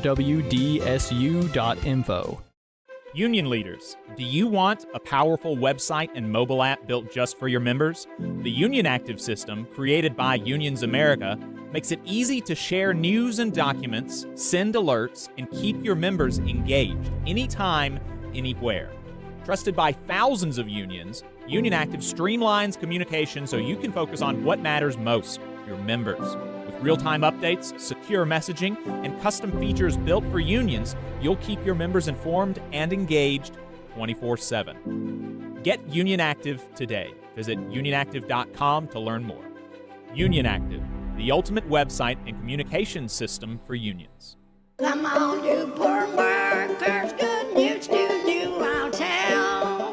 How the good old union has come in here to dwell. Labor creates all wealth. All wealth should go to labor, and you're listening to the Valley Labor Report. My name is Jacob Morrison. My co-host is Adam Keller. If you have anything to add, you can give us a call. The phone number is 844-899-TVLR. We'll go ahead and open the lines up now, and we'll take your calls in overtime. Again, that phone number is 844-899-8857. Appreciate y'all tuning in. I think we're going to end up having to do Boss Watch in overtime. Sorry about that, folks. We do have a couple of plugs for you from Adam before we go. What's happening? Well, first I want to plug the events that Labor Notes is doing, and these are some online events, so anyone out there listening, you can take part in these. Starting on September 8th, they will do their September Secrets of a Successful Organizer series. That is a must-do if you've never done it before. If you want to learn about organizing in the workplace or outside of the workplace, frankly, it's a great workshop. On September 16th, they have What to Do When Your Union Breaks Your Heart. That's something they offer pretty regularly, something that we hope you don't have to use, but it's very important if you are in that situation.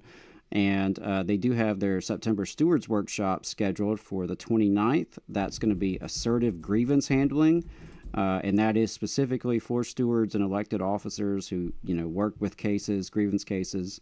And also want to shout out, they have a in-person troublemaker school scheduled in North Carolina on September 20th. So we've talked to some folks out in the Carolinas before. Great to see that happening. And they do already have their October workshop, Stewards Workshop, scheduled on Just Cause, and that'll be with the great Robert Schwartz, I believe. So some really good workshops from Labor Notes. You can go to labornotes.org/events. And then a couple of things more here in Alabama. Just a reminder, there is a really cool Labor and the Pulpit event tomorrow in Montgomery at 4 o'clock. Let's see here. Let me get this church pulled up. It is at Montgomery City of Refuge Church, 3820 Woodley Road in Montgomery. Again, that's tomorrow, September 7th, from 4 to 6 p.m. Labor in the Pulpit. Discussion on the relationship between the church and the working class. We talked to Dr. Robert White last week about that. And the Alabama Arise annual meeting is coming up at the end of the month on Saturday, September 27th. That is something you can do either online or in person. Look forward to that. Look forward to fellowship with a lot of folks from across the state interested in better policy. And we didn't have time to really get into some of the local advocacy happening here in Huntsville, but the City Council of Huntsville will be meeting on Thursday, September 11th, as well as September 25th. And the North Alabama Area Labor Council is definitely encouraging folks to attend. I know that the local Indivisible chapter is also going to hold a rally on the 11th, right before the City Council meeting. So they are working on, immigration reform at the local level. And the Labor Council is engaged around a crazy issue called City Detect, where the city is wanting to spend around $1 million to put AI cameras on the back of garbage trucks to surveil people's houses for property code violations. We thought that was a dumb idea, and we've had quite a few people in the community join us in speaking up against that. So again, Thursday, September 11th is that next City Council meeting. I encourage folks to attend that, and we look forward to seeing y'all. Yeah, absolutely. And Chattanooga Labor Council has some cool stuff happening this week as well. They are working with UIW Local 42 to get a resolution passed at the Chattanooga City Council to support the UIW workers at Volkswagen. So if you are a person listening to us in Chattanooga, find the Chattanooga Area Labor Council on Facebook and sign up to support their city council resolution that they're pushing, and go to that city council meeting to support the UAW workers at Volkswagen. We really appreciate everybody tuning in. We got a whole second half of the program lined up for you. We're going to be talking to a striking hotel worker in Texas. We're going to be talking to an immigrant rights organizer in Georgia. We're going to be reacting to some updates on the UAW GE strike in Ohio and Kentucky. We're going to be taking your calls. Find us on Facebook and YouTube at The Valley Labor Report. Also on TikTok, streaming live there now too. 844-899-TVLR if you want to call in. 844-899-8857. With that, though, we're heading off the air. If you don't follow us online, we really appreciate you spending some time on your Saturday morning with us, and we'll see you next week. All power to the workers.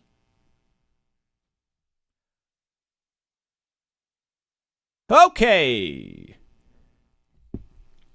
We're off the radio now. Appreciate everybody staying tuned. 844-899-TVLR is the phone number. We're going to take a break. We're going to be right back with Overtime.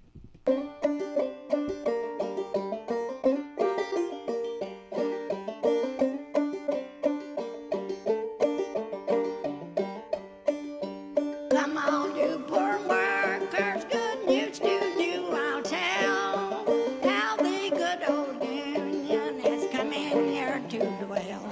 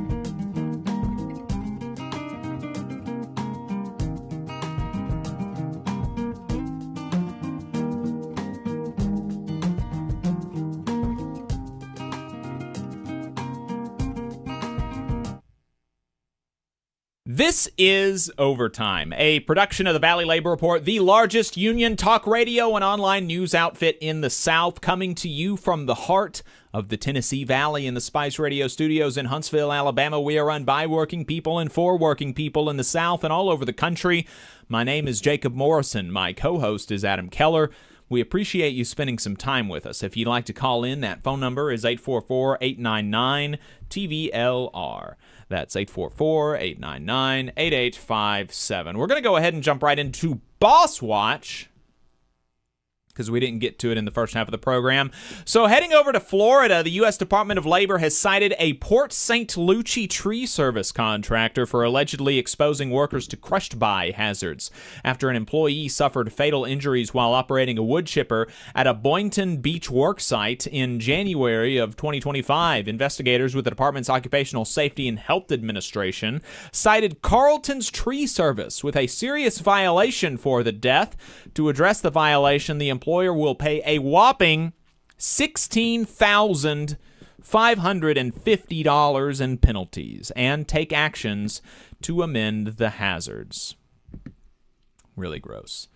You can learn more about OSHA on their website, including safe work practices when operating a chipper machine. Employers may contact the agency for information about OSHA's compliance assistance resources and for free help on complying with OSHA standards. In Virginia, Franklin, Virginia-based Mid-Atlantic Dairy Queen, doing business as Dairy Queen, entered into a conciliation agreement with the U.S. Equal Employment Opportunity Commission to resolve 2 sexual harassment charges.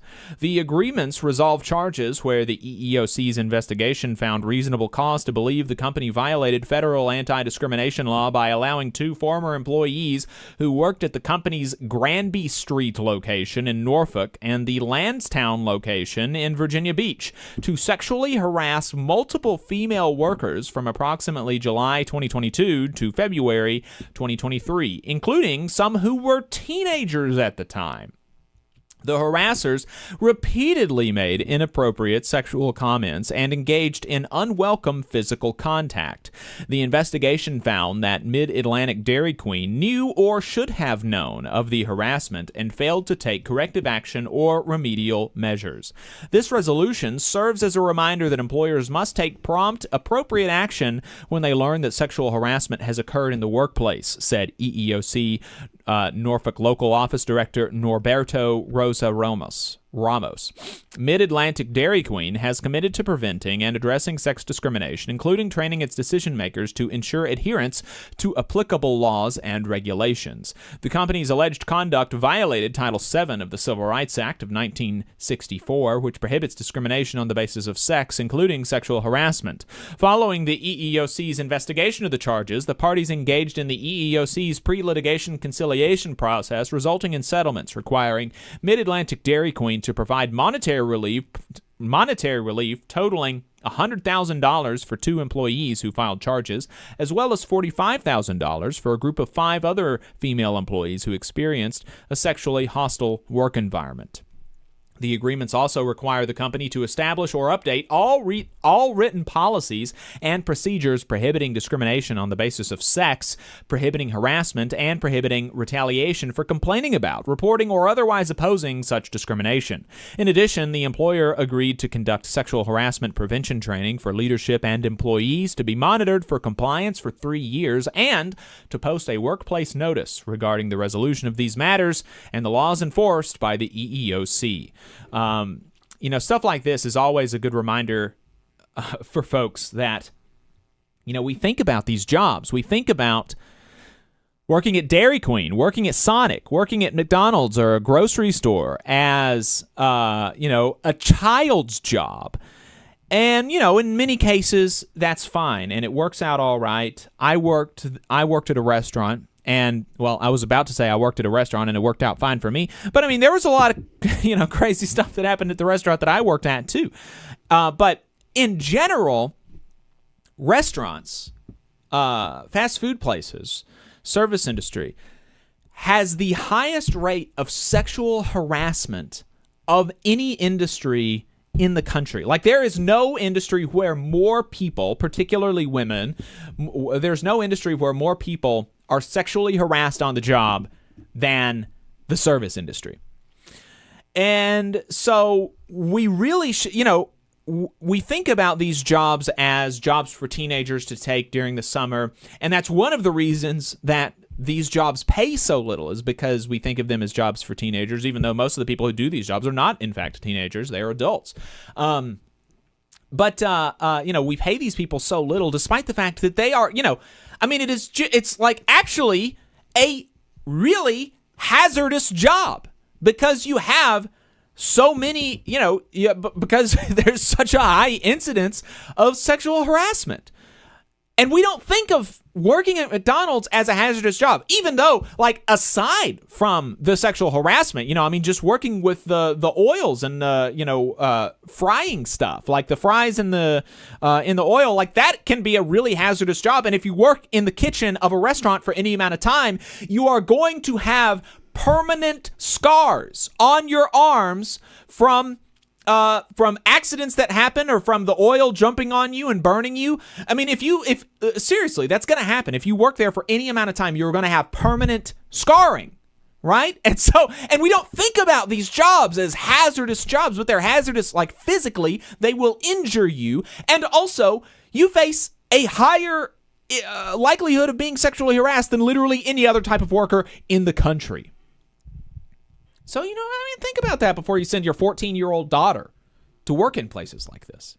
Yeah, and I want to add a couple of things, because I spent many years working in these kind of facilities, in the restaurant, fast food places, other service industry jobs, and it really underscores the need to unionize in these industries, right?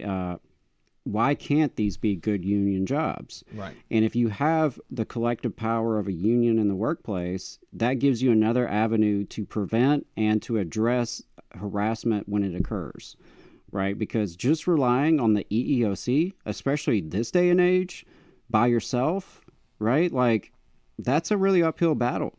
It's a really uphill battle, and a lot of folks do not make it through the process. And that's something we underscore a lot when we do the Boss Watch segment, is like, this is just who gets caught, right? Right. This is literally just the ones that got caught, and there's a press release about it. How many other situations are out there that we never find out about, that we never know, we never hear, that never gets reported, or it never gets prosecuted, right? So there's a lot of violence and harassment underpinning a lot of people's work lives. And the most important thing you can do to address that is to organize with your coworkers and to build power together, so that you're not just relying on the laws and the protection of government agents, but that you also have power on the shop floor, and you can really take action together to back each other up. Free American says DQs are known as dens of sin. I hadn't heard that nickname for Dairy Queens before. Gus Kroll says, wish Labor Notes would make a second edition of their sexual harassment book. It's good, but really dated. I hadn't even seen a sexual harassment book from Labor Notes, but it's something that a lot of people have to deal with. So I'm sure that there would be a need for it. I'm sure there is a need for it.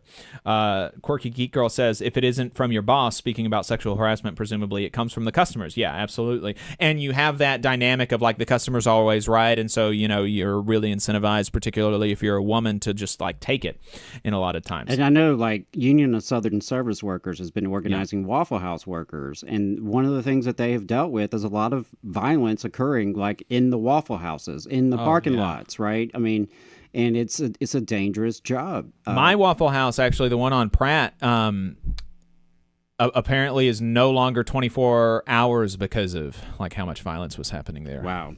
Like, there was, like, a murder or something. Wow, yeah. So, I mean, it's a lot deeper than people make it out to be. And again, why can't these be good jobs? Because call me crazy, call me radical. I think someone who is working at McDonald's should still be able to afford rent and feed their families and have a decent quality of life. Yeah, absolutely. I mean, these people at Waffle House making, literally $3 or $4 an hour, many of them. Right. Having to deal with people being murdered in front of them. It's insane. It's insane. Over in West Virginia, Jordan Barab has some good news on worker safety for us for once, although it does come out of tragedy. So, I don't know if you can actually call it good news. I recommend folks reading his full reporting on his website, Confined Space, jordanbarab.com/confined space. When I pull from his stuff, I always leave some stuff out to encourage you to go subscribe to his newsletter and read the reporting, but it's really good. But the gist of it is that there was a Milton, West Virginia city worker, Paul Linville. He died in a trench collapse last month. You would have read about that on Boss Watch if you get our newsletters at tvlr.fm. The city of Milton, West Virginia is now taking action to protect its public employees, so that's great. Unfortunately, Jordan says Milton will be the only city in the state to do so. As we reported, we being Confined Space, West Virginia is one of 23 states that provide no OSHA coverage for city and county employees. A 1998 law, however, provides OSHA coverage for state employees except those within the Department of Corrections and Health. Cities and counties in West Virginia can opt in to a program covering public employees. West Virginia has 55 counties and 77 incorporated cities, 148 towns, and 6 villages. None of them have opted to protect their public employees. The state also offers OSHA training to cities that request it, but no city in West Virginia has requested training in the past 3 years. The city of Milton may be about to change that. According to WSAZ News, whose reporters have been hot on the case of the missing public employee OSHA coverage, steps that the council is considering include reviewing safety protocols and purchasing or renting new equipment for their workers. The council also agreed to begin the process of opting into state OSHA coverage as allowed by state code. I didn't know there was such a thing, said city manager Mike Ramsey. I think everybody should have been opted in, but here we are.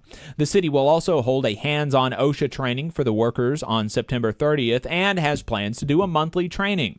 Milton's intention to protect its public employees is commendable, but protecting the workers who repair our sewage and water facilities, maintain our roads and parks, pick up garbage, and generally make life livable should not be optional. It should be the law, as it is for private sector employees. When asked if he would issue an executive order or take other action to cover West Virginia public employees, Governor Pat Morrisey refused to make any kind of commitment, referring back to the 1998 law that makes covering public employees optional. And this segment of Boss Watch Union Busters, covering national updates, is sponsored by Labor Lab. Labor Lab is an employer watchdog organization. They're committed to safeguarding the right to organize through unions, collective bargaining, and mutual aid. They do this by combing through reports that union busters are required to file with the Department of Labor. Here are the new filings from last week. AEG Vision hired LRI Consulting Services for $425 an hour. Workers did have a union election scheduled there, but they withdrew their petition, and the union busters did not file until after the workers withdrew the union petition. Train Technologies hired East Coast Labor Relations for $4,000 a day. Workers withdrew their union election petition, and the union busters did not file until after the workers withdrew their petition. Provac hired Omar Quadra for $150 an hour. That union election is still open. Cooper's Hawk Intermediate Holding hired the Independent Center for Worker Education for $3,750 a day. Comfort Systems USA Southwest hired Labor Consulting Group for $425 an hour. Workers won that union election 24-21, but the union busters did not file until after the election. Famous Enterprises hired Berdzinski and Partners for $125 to $250 an hour. That union election is still open. And that's it. There you go. We appreciate Labor Lab for their sponsorship of Boss Watch and for the work that they do to protect workers. You can find more at laborlab.us. We've got a great interview lined up for you now. Really excited about this. We have Brian Garcia, a cook at Hilton Americas. He's also a member of Unite Here Local 23 and on strike now in Houston, Texas. Brian Garcia, welcome to the Valley Labor Report. Thank you for taking the time. Thank you. Thank you for having me. Really excited to be talking to you. And, before we get into the strike, when we have union members on who are from the South, who are living in the South, we like to talk to them about what it's like being a union member in the South. How did you come to be a member of Unite Here Local 23? And, why are you committed enough to strike with your sisters and brothers on the job? Yeah, so living in a right to work state, these big companies, they do tend to underestimate us. And as for why I became a member, it's just I've had a lot of non-union job experience that really wasn't the best. No insurance, crazy scheduling, wild workloads, and I saw what the union could really do for their people. When you really stand together, and there's really strength in unity if you really stand out there and fight for what you deserve. Absolutely. Were your parents members of unions, or are you kind of the first person in your family to come into this? Sorry to cut you off. I'm first generation, so my parents are both from Mexico. So really, they really weren't. But being first generation, a son of immigrants, I think it's something that's really important for me. Absolutely. Well, really happy to have you here, and really glad that you're committed to Unite Here Local 23. Can you explain to the listeners what the strike is over? What were the last offers from management that workers rejected? What are y'all asking for? Give us the kind of nuts and bolts of what's going on. Yeah, so we're just fighting for better wages, more manageable workloads. After COVID, I don't think really things ever bounce back to what they were pre-COVID. So a lot of these positions are understaffed, and they offered us it's $3.50 over the next 5 years. So by 2030, we'd be, I think just short of $20 an hour. So it's really, things aren't going to start getting cheaper. Obviously, it's going to get more expensive. So I think it needs to reflect that our pay rate needs to go up just the way that inflation is going up in these next 5 years. Yeah, absolutely. And in some of the press releases that Unite Here has put out about the strike, they've talked about how Hilton has been, really making a good bit of money. Houston broke records last year for number of visitors, air passengers, and hotel revenue. Overall, hotel revenue increased 15.5% to $3 billion in 2024. Increasing revenue by 15%. Did management give you a 15% raise commensurate with y'all increasing their revenue by so much? Yeah, definitely not. It's not a small number either. It's a lot of money. Absolutely. Not a small number. You're $3 billion just for Houston area hotels, and that's a 15% increase year over year. That's an incredible amount of money that y'all were the ones that generated for the company, right? Presumably the executives weren't there like cleaning the rooms and checking people in and stuff like that, right? So, when I was in Houston last year, I certainly didn't see them. Yeah, the money's definitely being made on the backs of all these hardworking people that try to make sure that the tourism industry has like the best stays possible, and that they enjoy the city, and these people putting blood, sweat, and tears for this place, and just want a little piece of the pie. No, I don't think that's too much to ask. It's not too much to ask, I don't think. What the press release talked about, that y'all are calling for at least $23 an hour in a new union contract, and you're also talking, you talked about fair schedules, workloads, and respect on the job and stuff like that. And so I don't know if you're on the bargaining committee or not, but when when the bargaining committee goes to Hilton and they're like, we want to make $23 an hour, a totally normal wage. I think, there are lots of people that make $23 an hour. And Hilton is right now, their posture is, no, we don't want to give you $23 an hour. What are they saying? Like, how are they justifying not giving you that wage? So honestly, we haven't really heard a lot from them on that side of things. They walked out on us on the last two bargaining, so it was kind of like, a little bit disrespectful in a room full of employees that put in this hard work for you to stand up from the table and walk out of there. It's a little disrespectful. And they're just, I feel like it's almost like they're trying to make it seem like everything's okay and nothing's wrong. But I feel like we all know that's not the case. You've been on strike now for approximately 2 weeks. I think we just passed 2 weeks, like a day or two ago. How has management responded to the strike? Are they, do they have scabs working in the hotel right now? Like what are they doing in response to the strike? So it's actually 6 days that we've been on strike. Yeah, Okay. it's the 6th today. Yeah.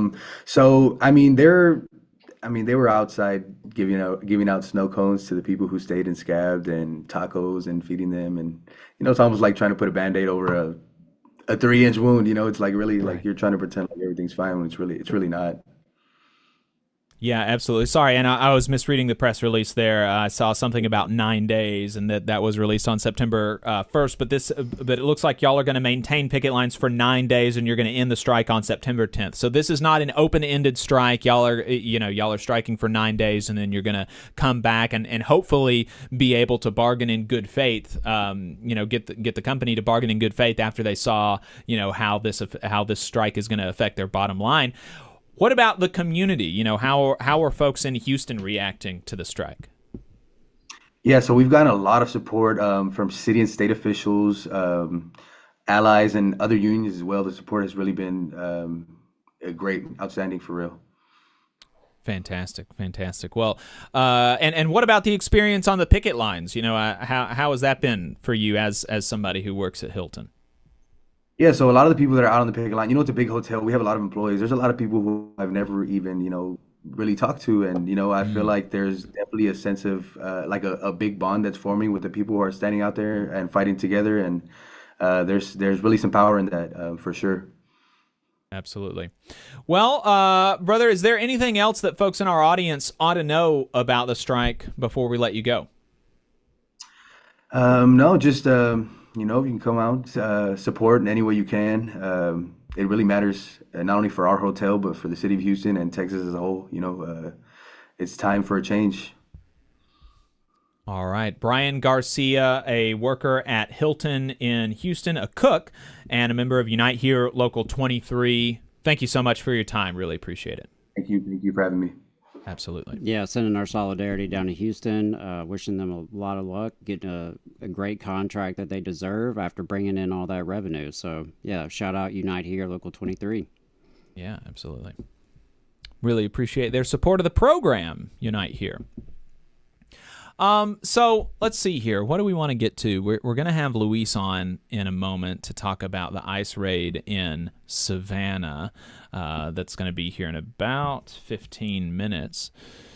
So I think we're going to have time for this, for this, let's see.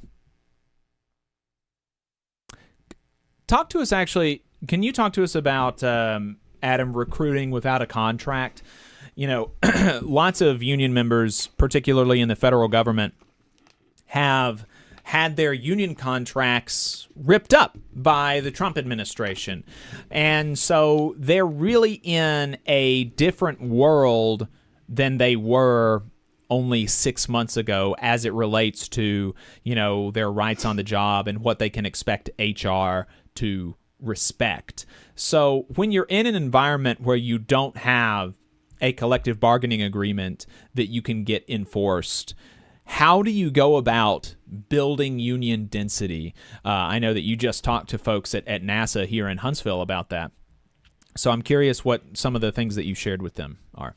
Yeah, absolutely. So, for background, I had experience in this kind of environment working for the National Education Association affiliate here. And, not only is it a right to work environment where obviously people have to be asked to join, and there are no agency fees or fair share fees, but there's also the lack of a collective bargaining agreement.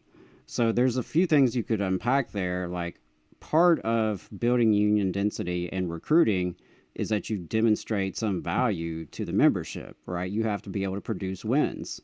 And producing wins when you don't have a collective bargaining process looks a little different. You have to be more creative. It takes public pressure. It takes, shop floor organizing. It takes media outreach. It takes, lawyers and lobbyists if you have those tools at your disposal.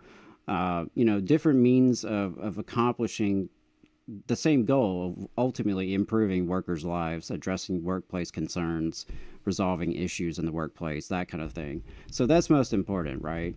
And so you have to be creative on still winning for your membership, and that is key to actually being able to recruit folks. Now, there's, I think, an easy mistake that folks can fall into, or a trap that you can fall into when you're recruiting to build the union, especially in these kind of environments, which is treating it more like an insurance plan and not so much a collective tool of our, power.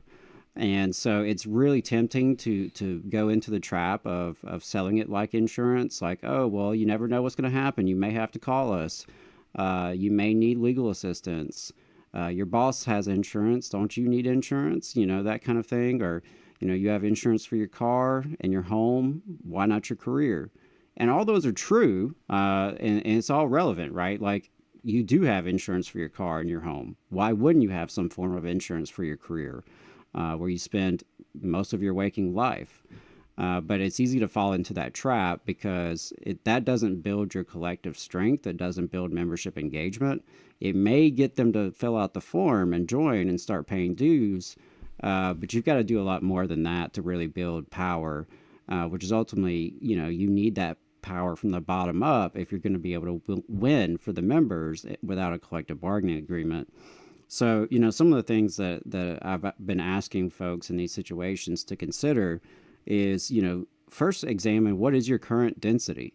Like, do you really know that? Do you have your current membership cross-referenced with the non-members, with the total employee list? And have you identified some trends? Has it been going up? Has it been going down? Are there certain departments where you're weaker? Certain, shops? My context was a public school district. So I could look school by school or even department by department to see where did we have strong pockets of support? Where was the membership pretty weak? You have to really do that analysis on the front end to identify what you already have, and then have those non-members identified. And really the key is a systemic approach to contacting those non-members and asking them to join. And I know that sounds really simple, but the most common reason why someone doesn't join is because no one's asked them to join, just flat out.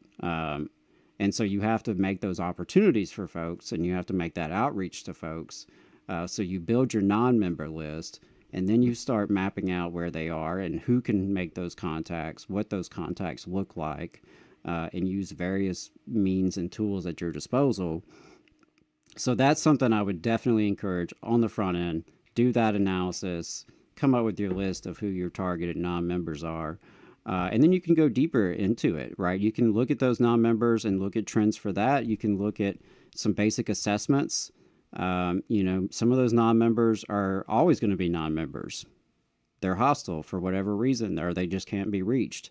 But most of them probably can be. And so you could do some initial assessments of where some of these folks land. There's probably a lot of low-hanging fruit. People who will join if you ask them to join. It's just that conversation just hasn't happened. The opportunity hasn't been presented to them. They didn't have the membership form in hand, or the link to join online if it's that kind of scenario. And so that's first. And then I would also say examine what's your current approach to recruiting members. Like, what are you already doing? What's working and what's not working?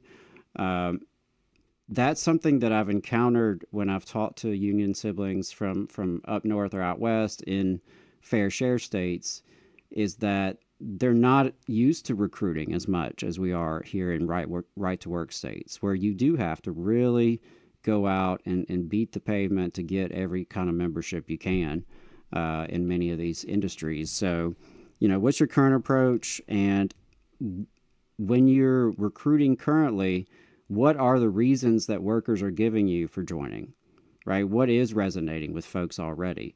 And same for the folks who say no. If they decline, if they're not joining, or the non-members you've identified as you have conversations with them, ask them, why aren't you a member yet? And really listen to that. Key to organizing, you have 2 ears and 1 mouth. So you should be listening at least twice as much as you're talking. And I think when you have those conversations with folks, it's really important to take that input in and take it seriously.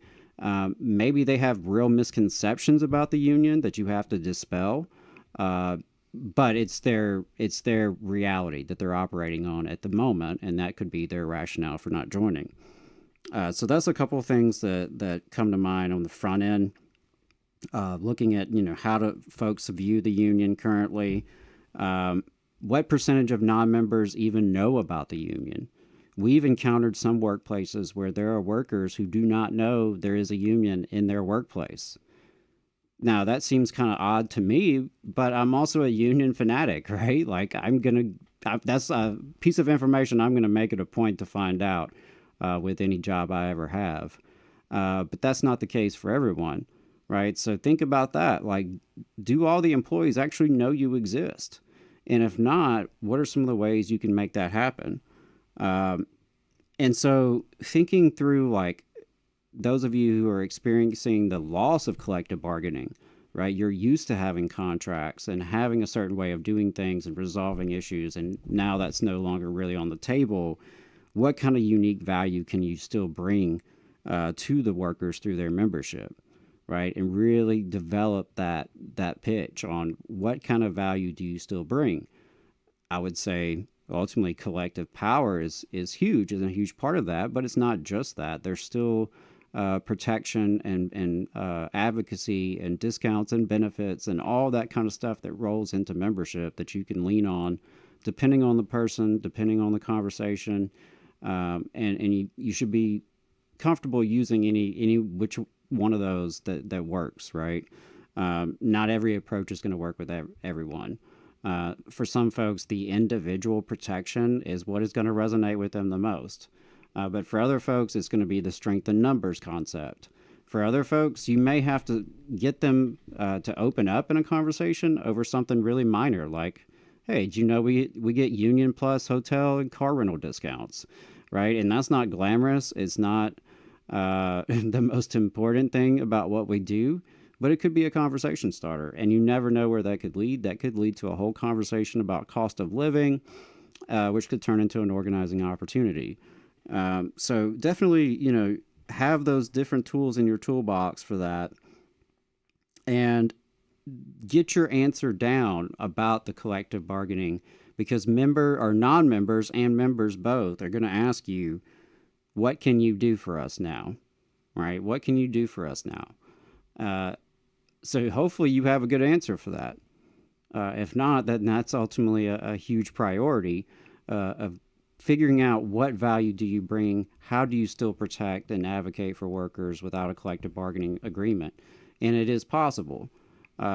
Even in the context I was working in, where the union, quote unquote, was a professional organization that is actually hostile to unionism and allows bosses in the organization, right? So it was not fully a labor union per se, but even in those circumstances, we were able to, save people's jobs. We were able to win back pay for folks. We were able to organize folks and, improve school budgets and improve teacher salaries and all those sorts of things through a diversity of tactics. And so that's something I think is really, can't emphasize enough, that if you're used to collective bargaining and that being your main thing, you have to be able to think outside the box now and use multiple tools to accomplish something that previously maybe could have been easily resolved through the collective bargaining process. But now it's going to have to be a little bit more creative. And I guess one last thing I'll say on that is that there are still laws in place that you can use. And so educating your members and the non-members will see this, but educating your members about the rights that they still do have is very, very important because workers rely on their unions for that kind of education. If we're not telling them about their rights and responsibilities in the workplace, who is? So that's a really key tool, both to engage your members, get them more, interested, to get them more educated, more on the up and up about their rights and be self-advocates. But it's also a huge recruiting opportunity, right? Because it's demonstrating value, and it's going to open up conversations with non-members, hopefully, who also want to know about their rights. So I think those were some of the main takeaways I had. I also got into a little bit in terms of recruitment tactics and outreach. trying different things. And that can really depend on your context and your workplace, like what kind of access do you have, for example. In some situations, you may have access to new employee orientation, but that may be going away for you. If that's something you lean on and that's taken away, what's your backup plan? That's really important.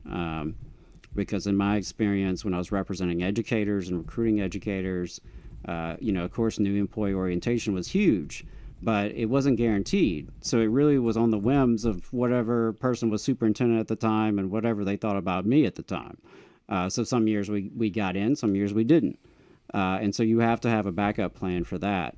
If you're totally relying on the boss's good graces to recruit your new members, you are opening yourself up to a liability, because the boss then has that leverage over you and can take that away whenever they feel like it. And it will sting, right? If the bulk of your recruiting comes from like a new employee orientation or, an all staff meeting where they allow you to speak or table, that's great. Take advantage of that while you have it.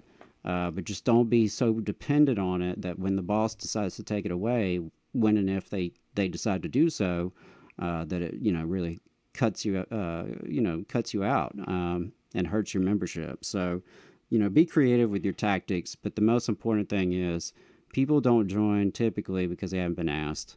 So you have to ask. You have to be bold in those conversations and feel people out, and it's going to take really a spreadsheet. It's not glamorous, but you need a spreadsheet of all the non-members, and need to keep track of the contacts, how you reached out, what the result was. It's a real, lengthy process, but if you go about it in that systematic approach and you have a team around you really working on it, right, and you build up the members to help recruit fellow members, because those conversations are so much easier coming from coworkers that know each other versus you as like the union official or staffer or leader. It just comes across differently. So getting the members engaged in the recruiting process is critical. The more they are recruiting their own coworkers in their departments, in their work sites, that's how it really starts to gain steam, because they can land folks that maybe you can't. Right. Yeah, absolutely. I mean, you really there's unfortunately no substitute for just sitting down and doing the work of like mapping out your workplace, figuring out where the members are, where the relationships are, and figuring out how you can kind of leverage the relationships that you do have with natural workplace leaders and pulling them in. Definitely. You want to attend some organizer trainings from Labor Notes, labornotes.org/events. Try to find a Secrets of a Successful Organizer training that you can attend. Read Labor Notes, Secrets of a Successful Organizer. Read Democracy is Power. I actually think that, like, for me, for like the nuts and bolts stuff, if you feel like you have a good grasp of kind of like building connections interpersonally and stuff like that, then I found Democracy is Power to be a much more like directly applicable nuts and bolts, 1, 2, 3, here's how you build a strong fighting and democratic union.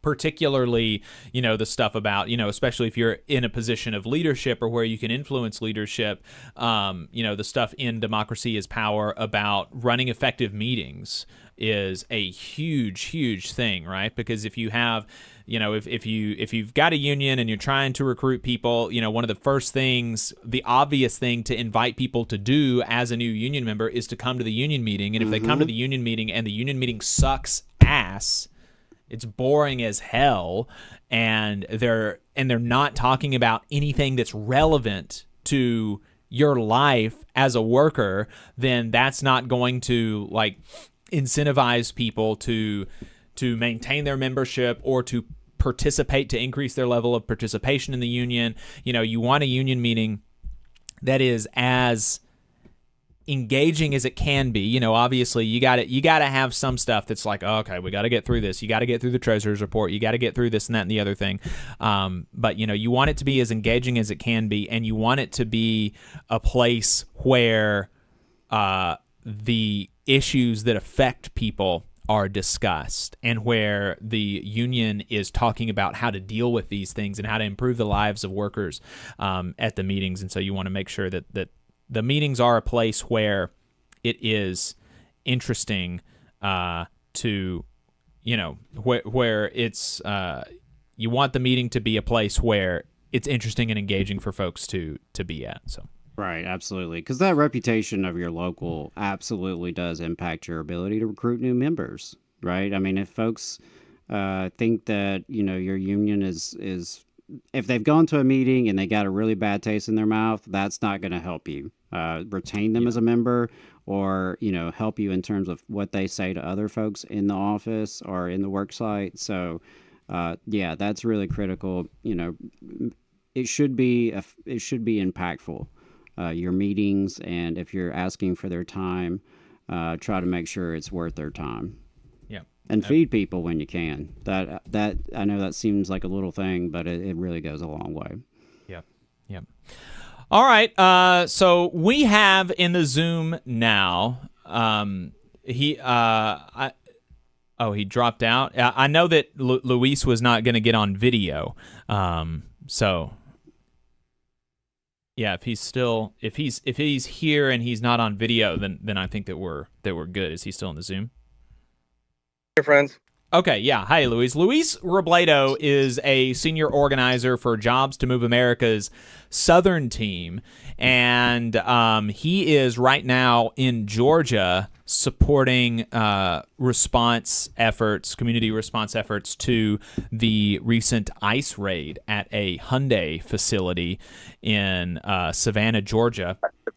And, you know, I was reading a little bit about it this morning. I had seen the headlines throughout the week, and, you know, I hadn't been able to take the time to read an article about it, but I did this morning, and I was surprised to see that it seems that the bulk of the people who were caught up in this raid were not Mexican or Hispanic or, you know, Latino. They were South Korean. So can you talk to us about the raid and like the people that were targeted and just kind of the facts of what we know now? That's right, Jacob, and thanks. Hello to all my comrades listening out there, all the workers in the South. We are here in Savannah, Georgia, specifically the Elabel Meta plant run by Hyundai. So on the ground, what we know is that there have been approximately 475 workers from this truly enormous manufacturing facility detained. We know that the majority of them were from Korea, were folks that were both in production as workers and also management. A lot of managers were swept up by this raid. We have reports of folks with temporary protected status that have asylum cases, that have all different types of statuses. And the important part that we need to remember is all of these folks were at work producing vehicles for one of the largest companies on the face of the earth.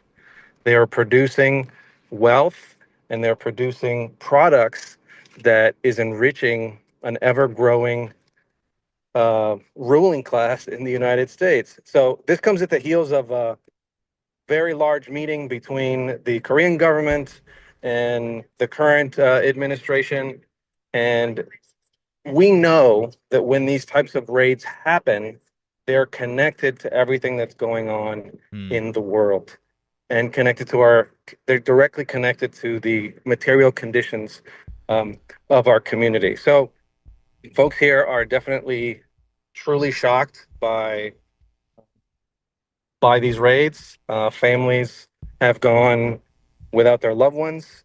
We know that there were children at some point that were not picked up from daycare. We knew people that were in hiding, that were escaping from from these thugs that were out to kidnap them.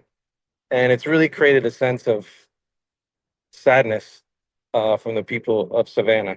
So those of us that are here are taking calls from those that are affected and are meeting with them in community and trying to connect them with all of the available resources that can be provided to them as soon as possible. So we know that the majority of those folks have been taken to the Folkston Detention Center, which is about 2 hours south. Many of these folks that have been kidnapped do not yet have communication with their families, and folks are really desperate to hear from their loved ones and to hear kind of what's going to come of their each individual cases. We don't know at this time if Hyundai or the other facilities were cooperating with ICE.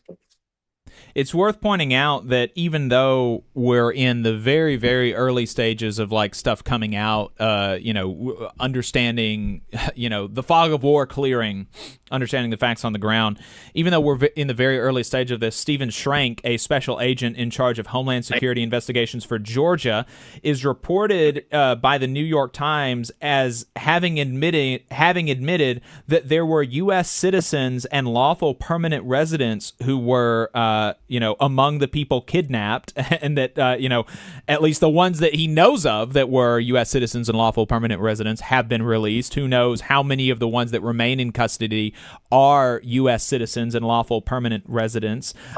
There was an immigration attorney who was who was quoted in the New York Times as also saying that many of the people understood themselves to be following the law. So here's Charles Cuck, an immigration lawyer in Atlanta, said 2 of his clients who were in the country under a visa waiver program that enables them to travel for tourism or business for stays of 90 days or less without obtaining a visa were caught up in the raid. And this is a quote from him, "My clients were doing exactly what they were allowed to do under the visa waiver, attend business meetings," noting that one of them had just arrived on Tuesday and was scheduled to leave next week. And so, this is just a really sort of perplexing thing that's happening here. Do we have any idea at all why this raid was carried out?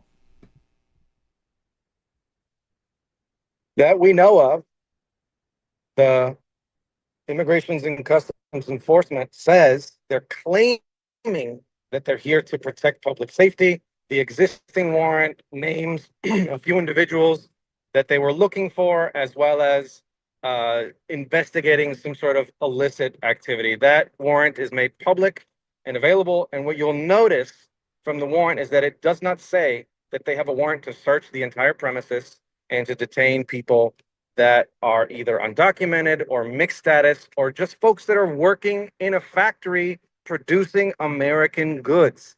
This is nothing but a thuggish attempt to scare immigrants and migrants in our community. It's really, truly preposterous that people that are here on any kind of status are taken away from the production line when they're folks that are creating value for American communities. These are people that pay taxes. These are people that go to church. These are people that have families. Everything that you can imagine that is an American are the people that were detained in this raid. So, I mean, we're hearing stories of folks like having their phones taken away from each other. There was tear gas. There were heavily armed vehicles, including machine guns. I mean, there were 2 helicopters in the sky, drones, ATVs, military-style vehicles. Guys, this is a siege of the American workforce. This is like the military coming to your workplace and just deciding that they're invading, right? It's an extension of this American-style militarism and, heavy-handed use of force in our communities. It's truly astonishing the level of force that was used during this raid. Yeah, I mean, we've seen, I think that most people have seen videos of ICE at this point, just kidnapping women on the street in plain clothes with assault rifles and masks.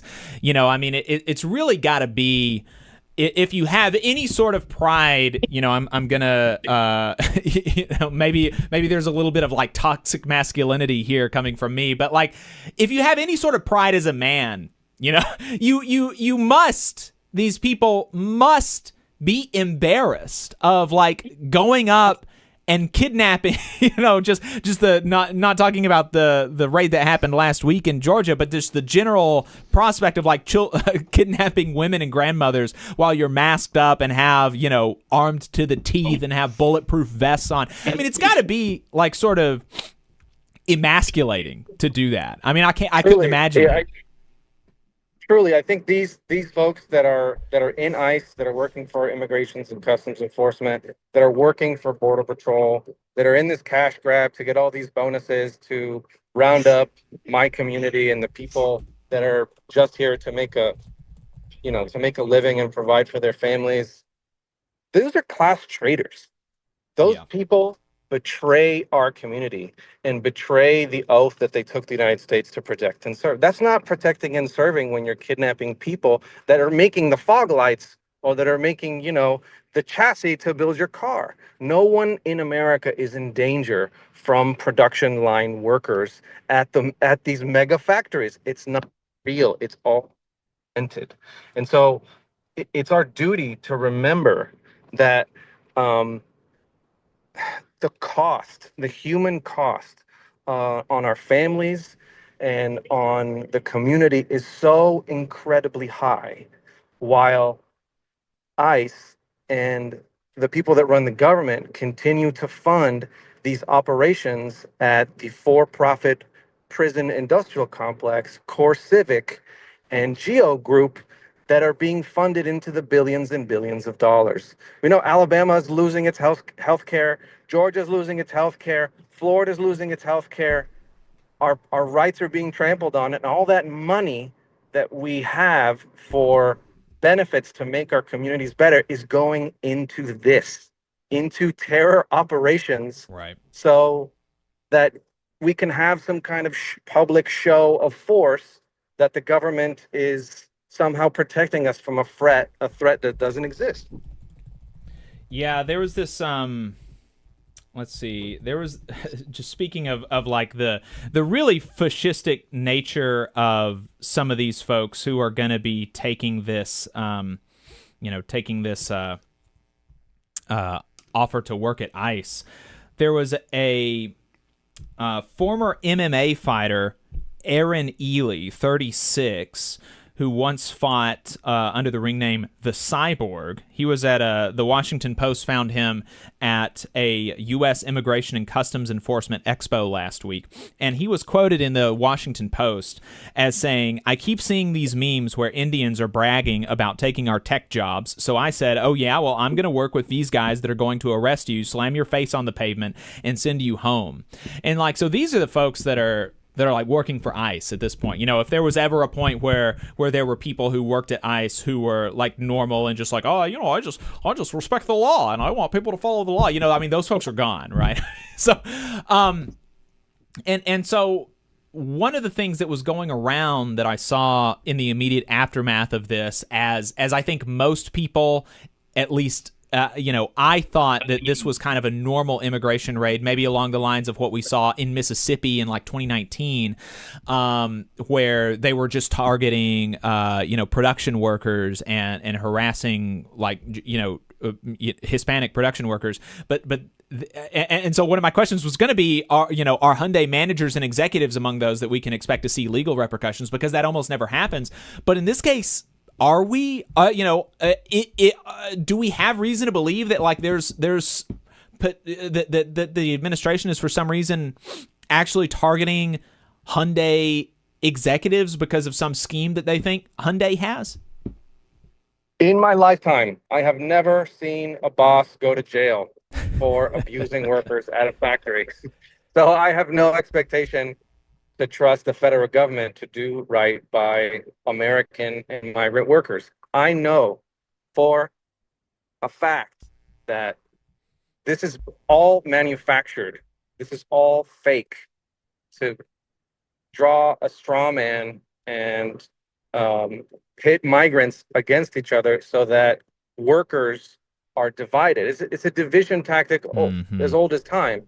Blame some of the workers at the facility for the problems, and then get rid of them, deport them, fire them, and that's it. And sure, the boss is in control of the facility again.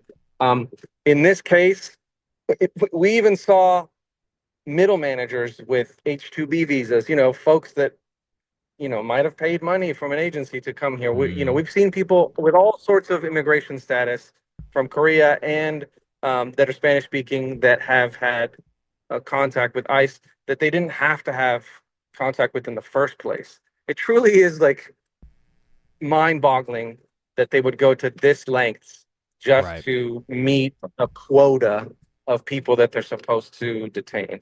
I have personally spoken to the families of folks that have people in Folsom Detention Center, and they're incredibly distraught. They're saying exactly what you mentioned. We did everything right. We have asylum. We are following instructions of the government. We have never committed injury to anyone. Why are we being detained? The Georgia AFL-CIO, the state's largest labor federation, responded to the raid saying, "This raid is the latest in an ongoing campaign of harassment that has targeted immigrant Georgians as they try to earn an honest living. Arresting and detaining workers who are exploited every day and risk their lives every day on the job creates an atmosphere of fear that terrorizes workers and their families and increases the workload burden on their co-workers. And when multiple workers have died during the construction of this very plant, the only federal action that could possibly be justified is to strengthen enforcement of occupational safety and health protections and other labor rights, a far cry from ICE raids. We stand with every worker who has been targeted by these politically motivated raids.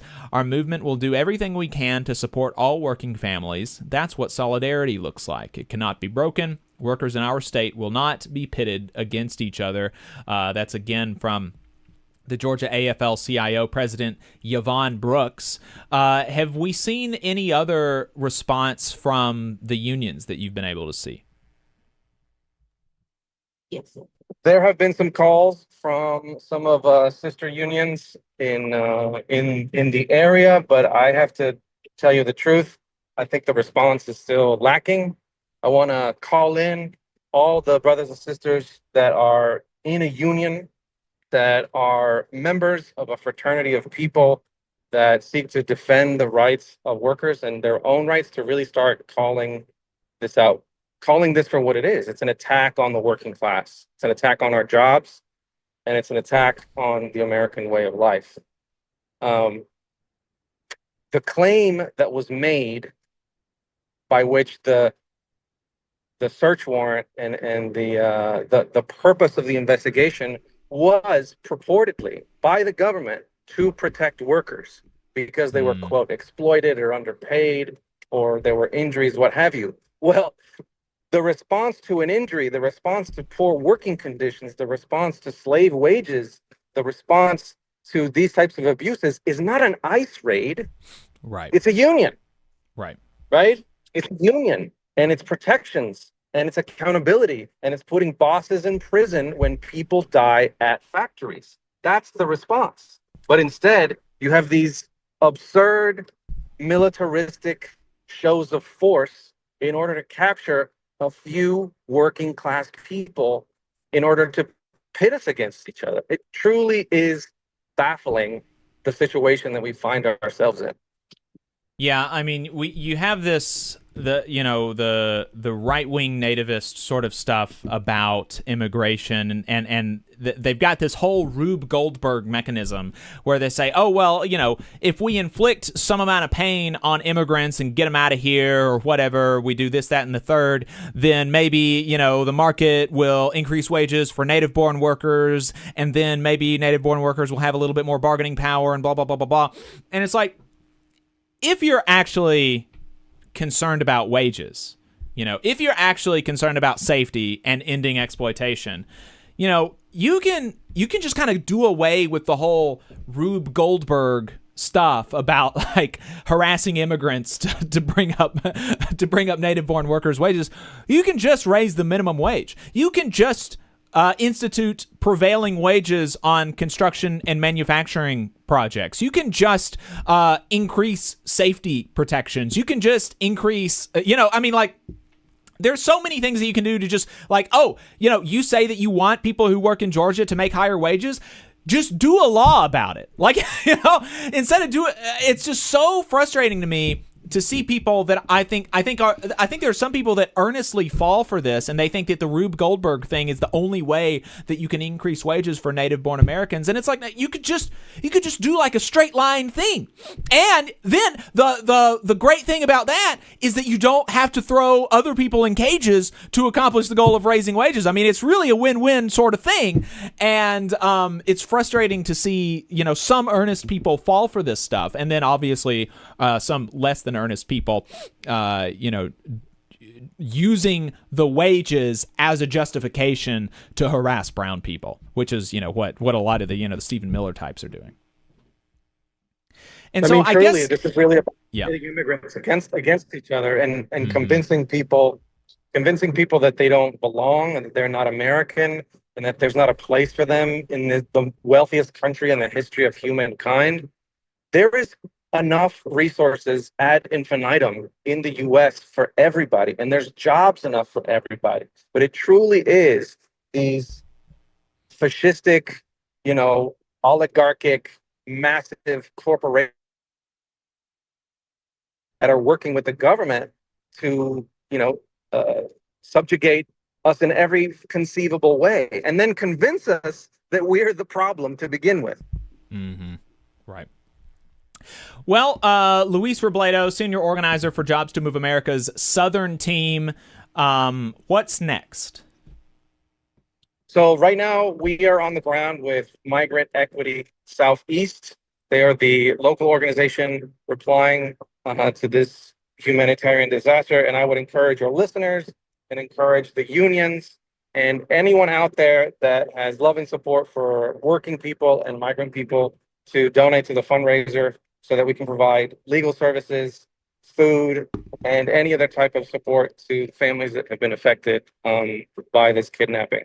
It takes a lot of money to support folks to get them out of the cages that they've been put in. So check out the Facebook page for Migrant Equity Southeast, and there will be a press conference on Monday at 11 a.m. that we're inviting everybody to tune into, where you're going to hear directly from the organizations that have been supporting migrants, so that we can dispel some of the misinformation and lies that have been told about this community. So that's 11 a.m. Eastern time on Monday. All right. Luis Robledo, thank you for your time. I appreciate it. Thanks, friends. Take care. Yep. All right, folks. There you go. Luis Robledo, senior organizer for Jobs to Move America's Southern team, on the ground responding to the ICE raids in Georgia. We'll keep an eye on that and maybe be able to give you an update next week. I don't know if there's anything else that you had to say about that. It's fucking gross. Yeah. I mean, I don't know what else to say than that. Yeah. It's terrible. And I think Luis is right. It's just ways to try to divide working people. The vast majority of us have more in common, no matter where we come from, what kind of language we speak. The vast majority of us don't own anything, just our labor, and that's how we provide for our families. And when we come together and unite around those common interests, that's when we'll be able to push back on this kind of nonsense. Yep. UAW is on strike at GE in Kentucky and Ohio. That's been going on for about a week now. They were on strike over Labor Day weekend.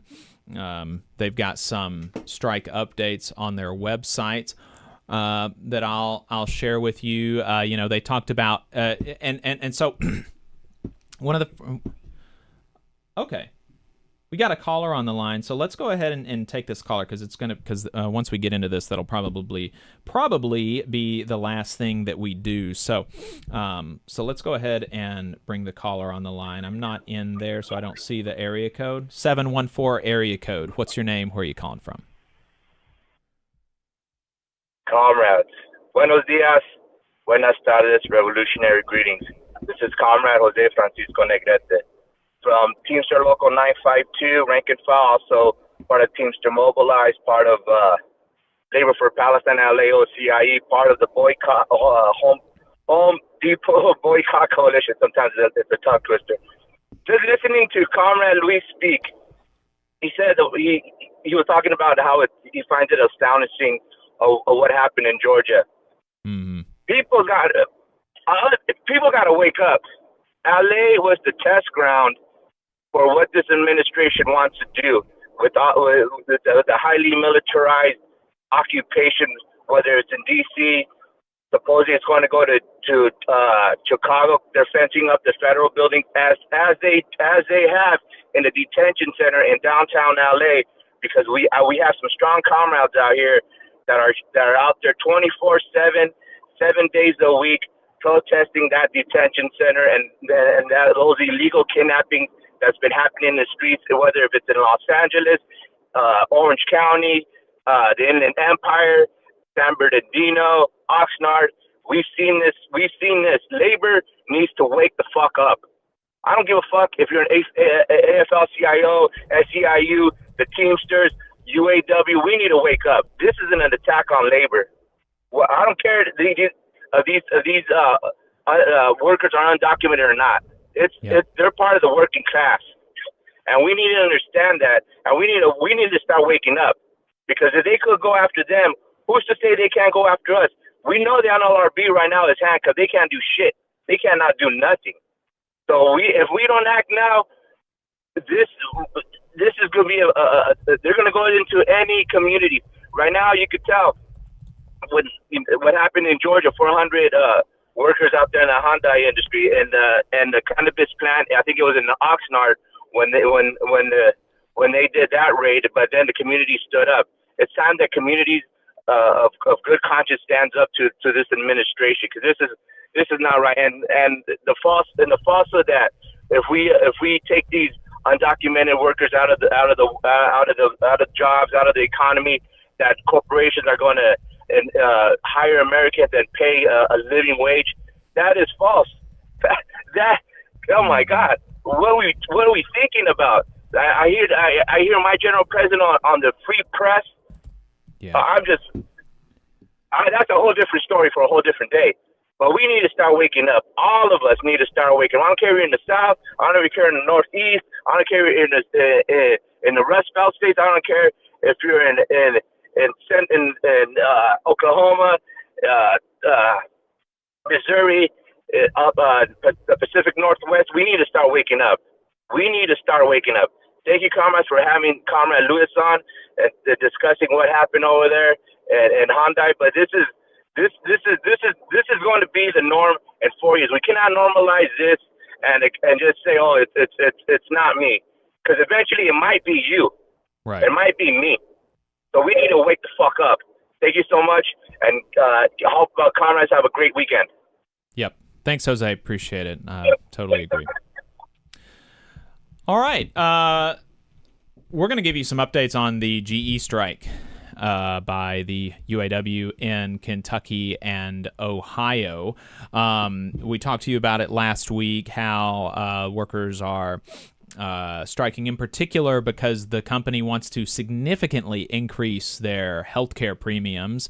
And after they went on strike, the company is now going around saying that, oh, well, we made an offer and the union's not letting the workers vote on it. The UAW strongly contests that. In their update on the 4th of September, they said that the company is trying to tell the membership that they proposed a 3-year deal. And actually, we got a clip where the local president responds to that claim specifically. So let's play clip 3, where the UAW Local 647 president responds to this specific claim from the company.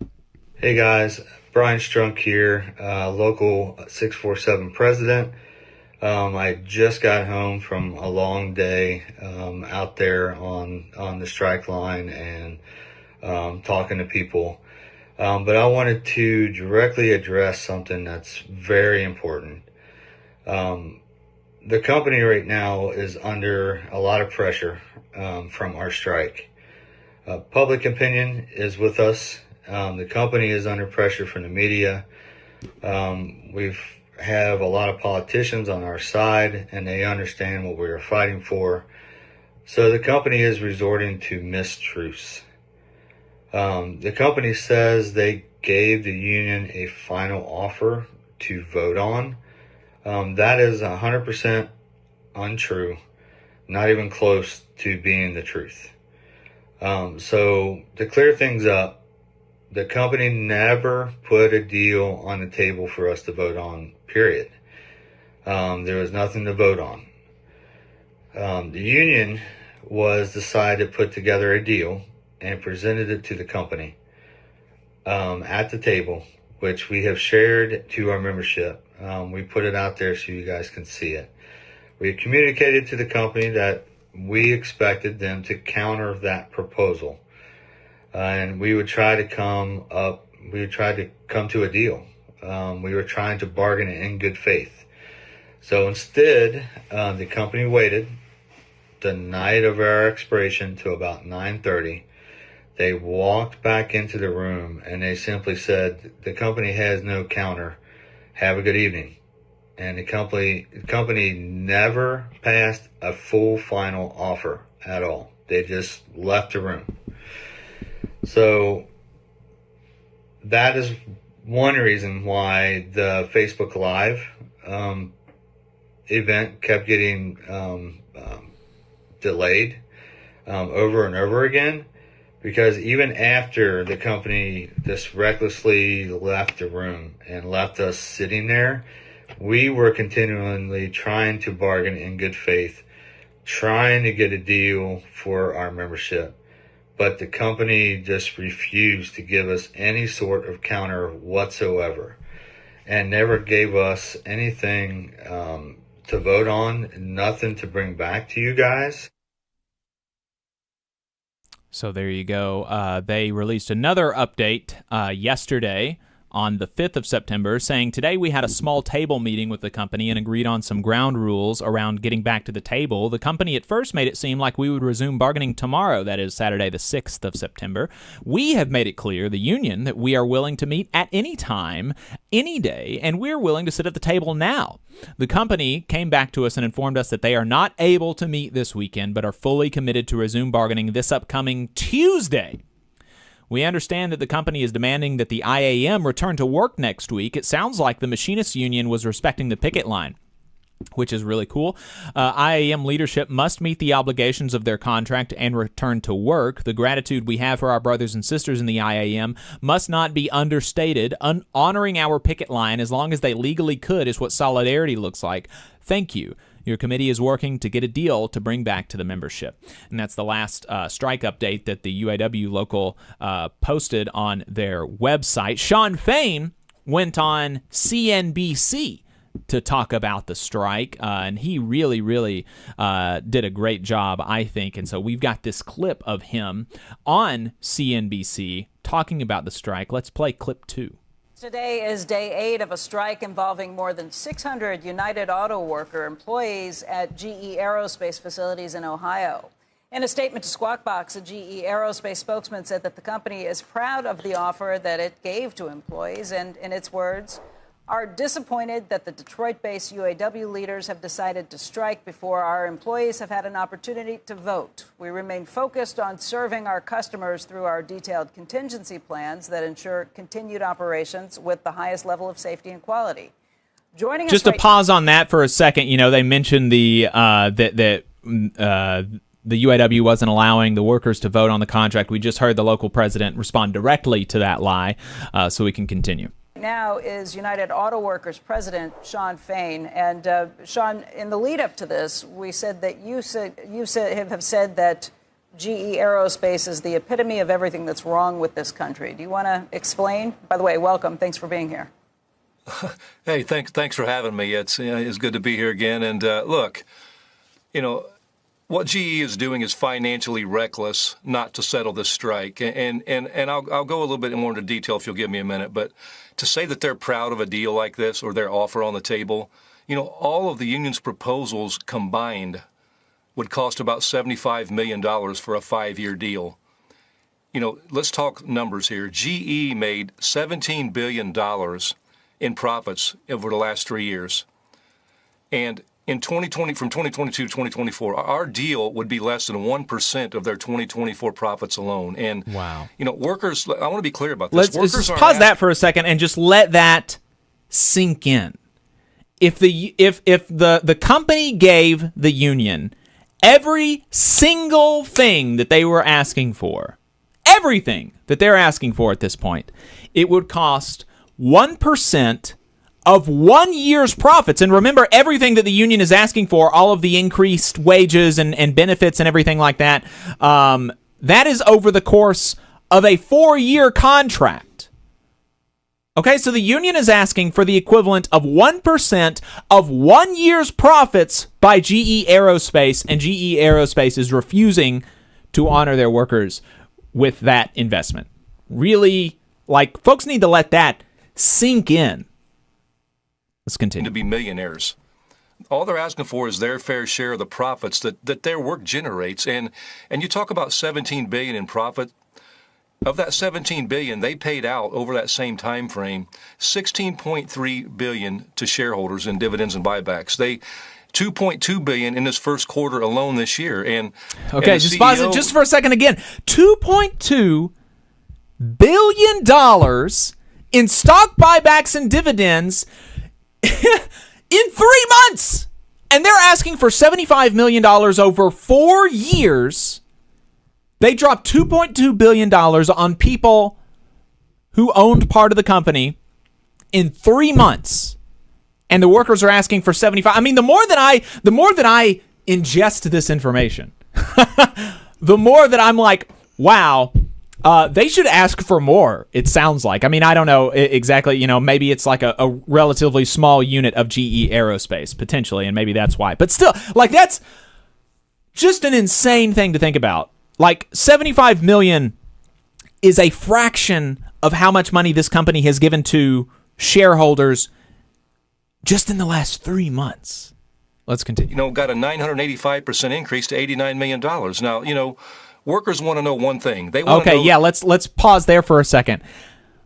989% increase to the CEO, to the compensation package of the CEO, almost 1,000% raise in 1 year for the CEO. And again, the workers are asking for not even as much as the CEO makes in 1 year. I mean, you really, really very moderate proposals here from the UAW. But they'll have a job tomorrow, and that they're able to afford health care. So over this same time frame, when they've done all this company, with what they want to say they're proud of their offer, they want to increase the health care premiums of these workers by 18%. And the sad reality is this. It would cost $4 million, they could eliminate the health care premiums for all of these workers who work so hard to generate these massive profits. And so, I look at it this way. GE is recklessly, putting this business in jeopardy. Half of GE Aerospace's business is servicing engines they've already sold. And the Erlanger facility, which is on strike, is the single point of failure in shipping all these critical parts. So I challenge anyone to look me in the eye and tell me that GE can't afford $4 million to eliminate healthcare premiums when they can pay $16.3 billion in dividends and buybacks, $2.2 billion this quarter alone, and then have the audacity to demand an 18% increase in premiums. And sadly, their lead negotiator, who by the way is also from Detroit, he couldn't look us in the eye and tell us that. Hey, Sean, let me just walk through what a company offer summary has laid out. They say that they proposed a 3-year agreement with the UAW that sets a general wage increase over the 3 years that totals 12%, a 5% increase effective in September of this year, a 4% increase September of next year, 3% after that. They also say that the two other union represented employee groups have already ratified new contracts earlier this summer, and they want to know why you haven't taken this to a vote to the union membership. So, first off, the union members elect a bargaining committee to represent them at the bargaining table. So, it's not Detroit-based people bargaining for them. It's their own members right from the shop floor that bargain for them. We're there to help them in the process. We give them the resources they need. So that's the first thing to be clear about. And they elect these bargaining committee to represent their interests at the bargaining table. That's what they're doing. Second, I'm not really concerned about what other unions have done. This is a UAW agreement, and again, we're focused on the massive profits that our work has generated. And like I said, it's completely, when you talk about a 12% wage increase, what they're not saying is they want to increase their health insurance premiums by 18%. So in reality, everything you're getting in wage increases is going to be eliminated by increases in health care. Really crazy stuff by GE, but GE really, as listeners of this program will know, sort of pioneered the corporatism in the neoliberal age among companies. Really a destructive company. What was the name of the CEO? Jack something? I can't remember. But we talked to Jack Welch. Jack Welch. We talked to we talked to Chris Townsend about Jack Welch, so you can go back and find that video about his destructive impact on the American economy and corporations in the country. So definitely check that out, and it'll give you a little bit more insight into what's going on here. So we have a caller on the line, and I think he's calling about this strike from a 352 area code. 352 area code. What's your name? Where are you calling from? Hey guys, how you doing? It's Brandon Hill from Cincinnati, Ohio. Brandon, appreciate you calling in. What's on your mind? Well, I was just calling in today to talk about what you guys were just talking about there. The GE workers represented by UAW 647 on strike right now. So I called in before. So I'm with Amazon KCBG Teamsters, and I work out at Amazon still. And also I'm also a member of my local Democratic Socialists of America chapter. And so we've been out there on the picket line to support these workers out in Evendale, Ohio. And it was a good turnout. We've had people out there almost every single day since the start of the strike, which was awesome. We had one of our members bought pizzas for everybody out there. We're doing what we can. It's been actually really, it's been really inspiring to see the community rally around these folks, because it's not just us. The local Teamsters have been out there to support them. The local nurses union, RNA, is really cool. They've been out there to support them. And of course, the local politicians are all doing their photo rounds and stuff like that. And even Sherrod Brown was out there. Oh wow! Yeah, so it was just really cool to to go out there and support them. And then I heard Sean Fain was just out there yesterday again to just reinforce things. And I guess they had to file a ULP or something too in the process of what's going on here. So I just wanted to basically just give a shout out to the community here and to the local DSA, because we've really stepped up to support these folks. And and it's something we've kind of had a tradition of doing around here. When the DHL workers were on strike around here, we were out there supporting them. When Amazon workers were on strike this past December, we had like a little picket extension out here, raising our butts off to do a solidarity action. So yeah, I just wanted to give a little, on the ground report here. If you guys got any questions, Yeah, Brandon, appreciate you calling in and appreciate that that context. Can you what's the energy been like on the picket line? Well, those guys have been out there 24/7 is what I've heard. And it's starting to get the end of the summer here, but it's still pretty warm. So, it bears down, but it's good. We got a good turnout. They got like 5 different locations set up where they got, guys set up all around the plant. There's also, this is also happening in Erlanger, Kentucky, which is actually just right around the corner from where I work. and the DHL workers work as well. So, and they got just a little one there, but yeah, man, it's good, energy is high, we got people out there supporting them, like I said, from the community, and we got a steady stream of DSA, members coming out there and hanging out with them, meeting up at the Union Hall, then getting a ride out there.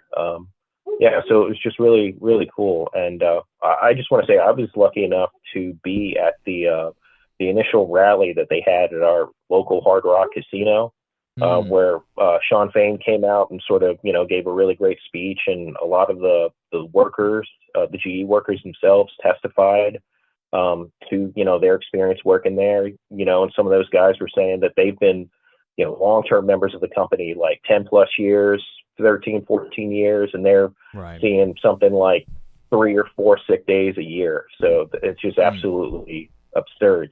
The company can, definitely afford to help these guys out, just talking about those profits that they've made, there's no excuse for how they're behaving. So I just wanted to say, we're going to be out there to support them as long as this takes. We just released a solidarity statement, the local DSA Synergy, and, we're going to do whatever we can to support local workers whenever they go out on strike, and the Starbucks workers too. I know they're going to be going out there probably this fall, and we're going to be right out there with them. Right. Brandon, really appreciate your call. Thank you so much. Thank you guys. Love the program. Love what you do. Solidarity. Appreciate it, Brandon. Yeah, appreciate all that hard work in the community. I think that really lifts people's spirits to see that kind of outside support, and it builds a lot of relationships, right? I mean, the cross-pollination of activists and organizers and just rank-and-file workers coming together from different industries, different unions, different organizations. Yeah, a lot of good can come from that. Right, yeah. All right. Well, I think that's going to be it for us this week, unless there was something that you wanted to get to before we wrapped. I just want to remind folks, labornotes.org/events. They have some really great trainings coming up over the next month, and we'll have more to announce soon, hopefully, about some more events happening in Alabama. But yeah, go to labornotes.org/events.